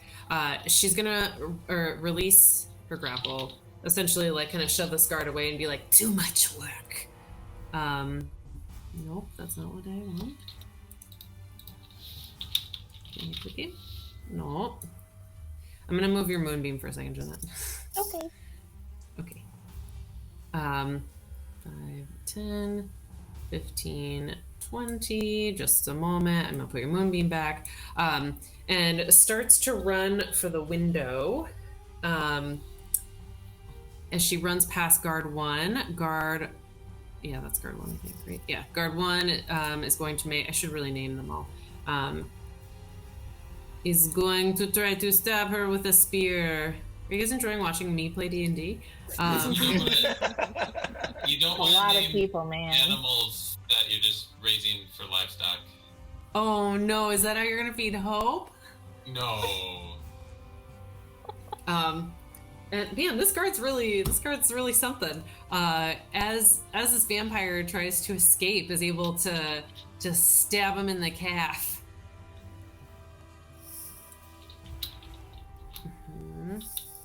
Oh no, that's not what I want to do.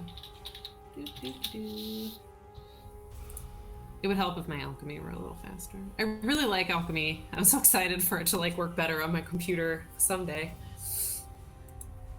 Just like. All right. Yeah, and you see more of its vampire flesh come off of its leg as it runs towards the window. Okay, that was 25. And I would say it starts to peek its head out. Callow, you were holding a firebolt in case you saw something. Mm-hmm. Go ahead and make that attack. That's an 18 to hit. That hits. Lovely. I love that +7 spell attack Nice. modifier. And that's gonna be 1 point of fire damage. Woohoo! Better than 0. I would say like just as just sort of peeks out, you like shoot the fire bolts and they kind of duck back in, still getting a little bit singed, but and you all inside can smell this like the smell of dead flesh burning. It's not good. It's not good. Gross. And yeah, Jeanette's totally right. It is better than 0. Guard 2 is gonna look at you, Courage, and be like, the dice. It's the dice that you gave me. Emily. It's these. oh dice. no! That's the one. It rolled well to Stop rolling hit. that D10. I didn't roll that one to hit. I rolled. Damn it! One of my other fancy dice to hit. My Strahd dice are like older dice that didn't roll well for me, and they still don't roll well for me. So I bought new dice when we were in Utah, and it's pretty and red and shiny, and they've been rolling good. I only rolled for funsies, not for. Anyway, it doesn't matter. Yeah, guard 2 looks at you, Courage, and is like, "You got this one handled." Sort of pointing at Vampire Spawn 3, and is gonna run over here, and be like, "No, you don't." And stab at Vampire Spawn 2.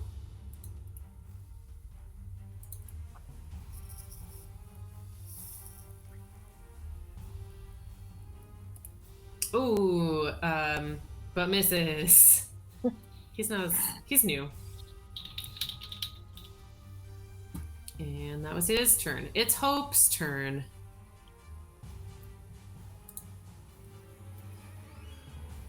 She looks to you, Courage. Grab him. Put him in the beam. All right. She will try to grapple him.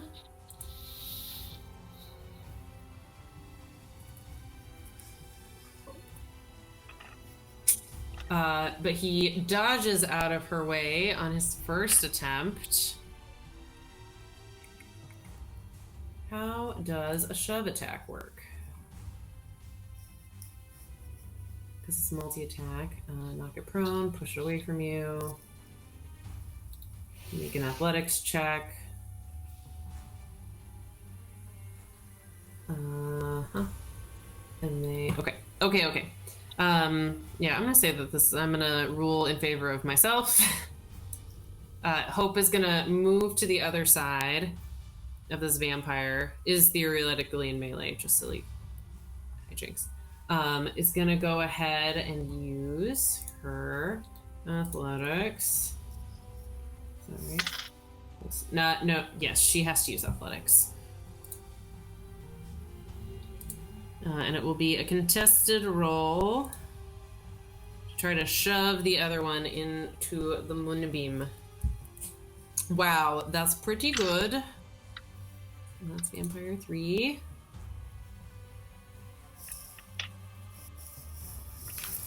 It's gonna use acrobatics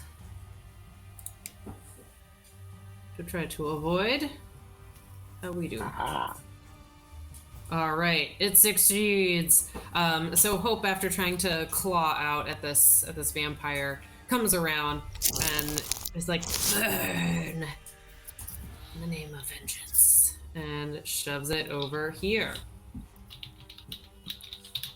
That is Hope's turn. It is that vampire's turn now. It will make a Constitution saving throw. Let's see how we do. Courage, you're up next. Fails, I believe. Go, Elandra, go. Roll that moonbeam dice. Here I go. 2d10. Please. Oh, 13. Nice. Not bad. This one is starting to look pretty beat up. Or at least, yeah, bloodied, I believe is the correct term. It burns, I hate it. He will... No. I gotta move the moonbeam again, I'm sorry. I'm going to move over here to get away from the moonbeam. Uh-oh.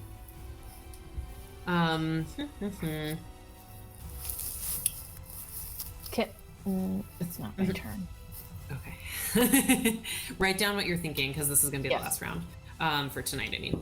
And for 4-session combat is fine. Going to attack this guard.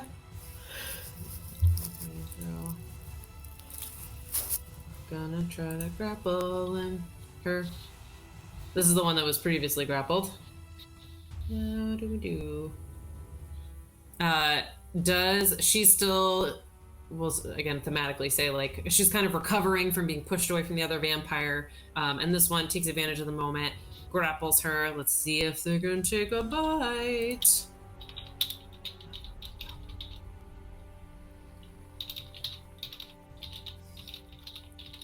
But is again stymied by chainmail. And that was her turn. Courage, you are up.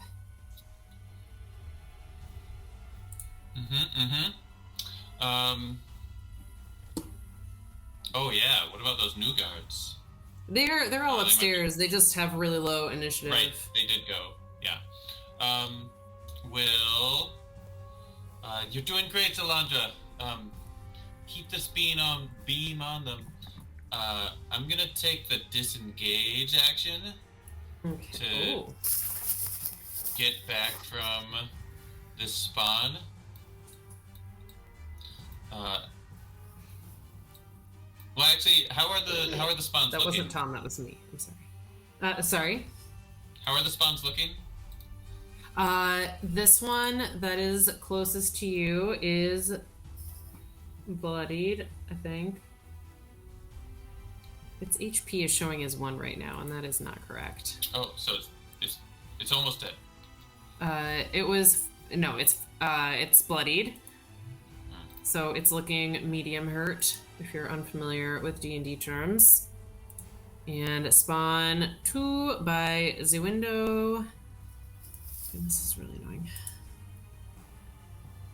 No, that's not what I want. Let me play them. Similarly, amount of hurt. Okay. Yeah, we'll disengage. Great job, Elandra. Keep the beam on them. Gotta stay away from it. Yep, I'm going. We'll move back to Hope, and we'll use my action to pull out my Courage has a blanket that's not, we'll say like 5 by 8, and has just rough plant pattern leaves across it, and we'll give it to Hope. Here, you can use this as a cape so no one mistakes you for one of them. You're with us. Aw, I love that. And you like kind of pin it on her and... I don't think we have time to pin for a pinning ceremony. We'll just like throw it around her. Yeah, that's us. And then we'll say, "Now, great job. Now push him back in that beam." All right. I trust you. Thanks. I don't know if anyone ever has before. All right. Anything else?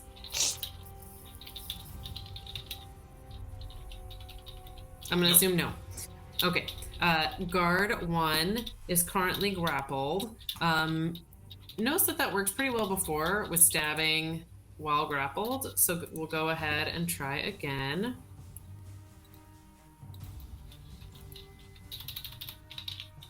Success! Also stabs this one in the face.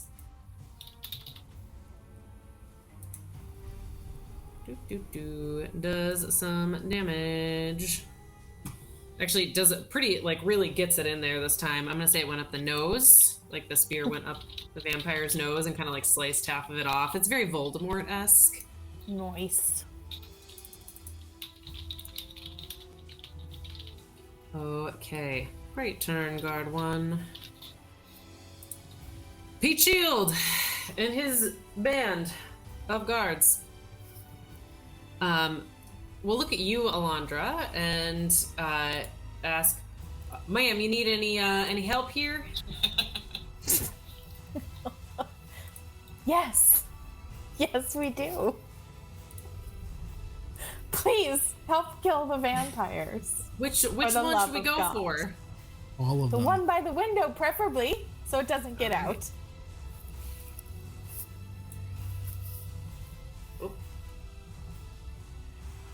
Okay.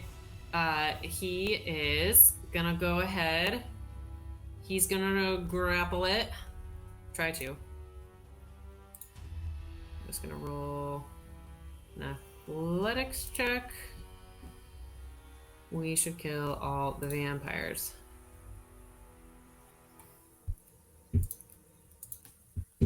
$13. I don't know if I have to do anything special. Do I roll against it? Attack action, grapple. Use my attack action. Sorry, guys. Can you tell I never do this stuff when I'm playing? Tom, I know you're talking, but I can't hear you. You just keep it up. You're gonna be so good at shoving now. I just Oh feel my that God, Whoever you live with. Oh no. That poor person. This is so frustrating. Tell me what to. Okay, strength athletic check targeted by their strength. So this is number 2. I'm sorry, guys.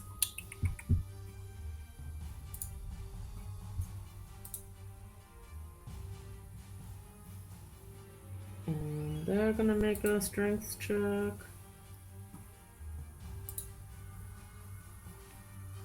Aw.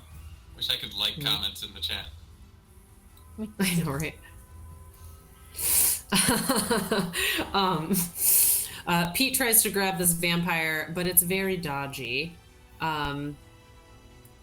the merry men come in, and we're just gonna, we're using rules light here. I'm imagining that that since they all move, they have like all their initiative together, that they all kind of hop, hop, hop, hop, hop, Hop, hop, that's exactly right. Hop, hop, hop, hop, hop, hop, hop.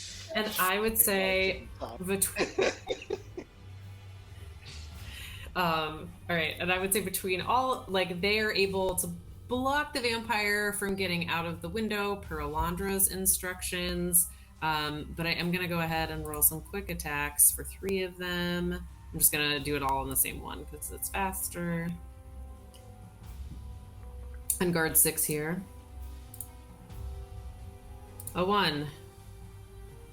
Oh, and they would have some flanking, so I think they actually have advantage. So this one gets another 1. All right, so this is the first one's attack. Worse than that. It cannot. God, it's so slow. That one hits. We had started watching The Crown of Candy, that Dimension 20 season, and I was very interested to see the way that Brennan plays like 15 NPCs all together, and he just like, it's just sort of like, all right, so a bunch of them are going to attack, and he just like takes a handful of d20s and just rolls like 5 attacks. Oh my god, that's amazing. All right, that one hits. That's 3.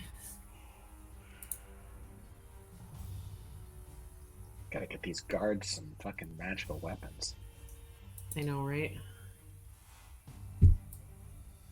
Oh, and this last one is gonna say, I brought some holy water. I hear that helps. I didn't mean to click that. And we'll smash it onto this vampire.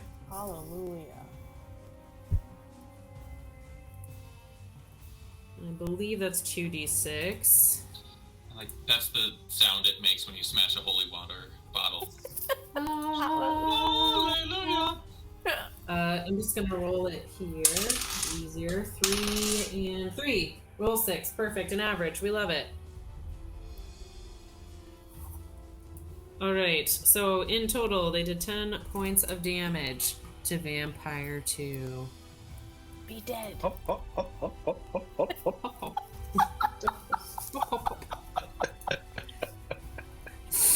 All right, Beatrix, you're writing. Hang on. I have to turn on.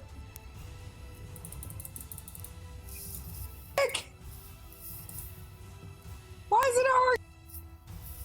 What are you doing? Off my microphone. Are you trying to get your coconuts ready? Oh.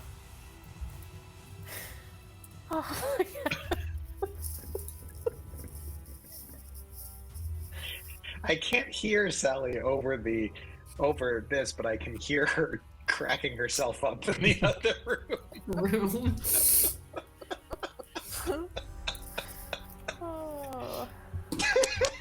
Oh. My mooch. Oh. Uh-oh. I think Sally's She's- dead. I think she's- I think she's dead.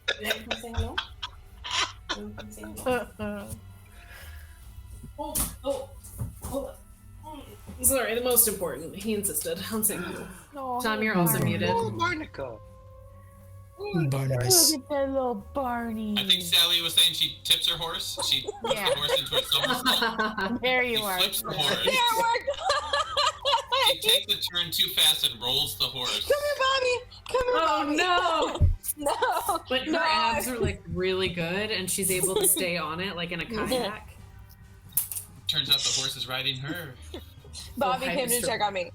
Yeah, so Beatrix is continuing, and she's continuing to ride at breakneck speed, or at least as breakneck as Simon II will allow her to go.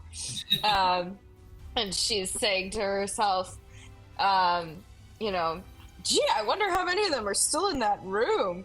Did team run away win, or did team stay and fight the vampires win? I'm not sure what I would have done. It's just sort of continuing to like meditate on her battle strategy. Amazing. Well, she jingles down the street. All right, that is the end of initiative, or that's the end of the lineup. Yeah. Great job. We're still alive. Still alive. Or not.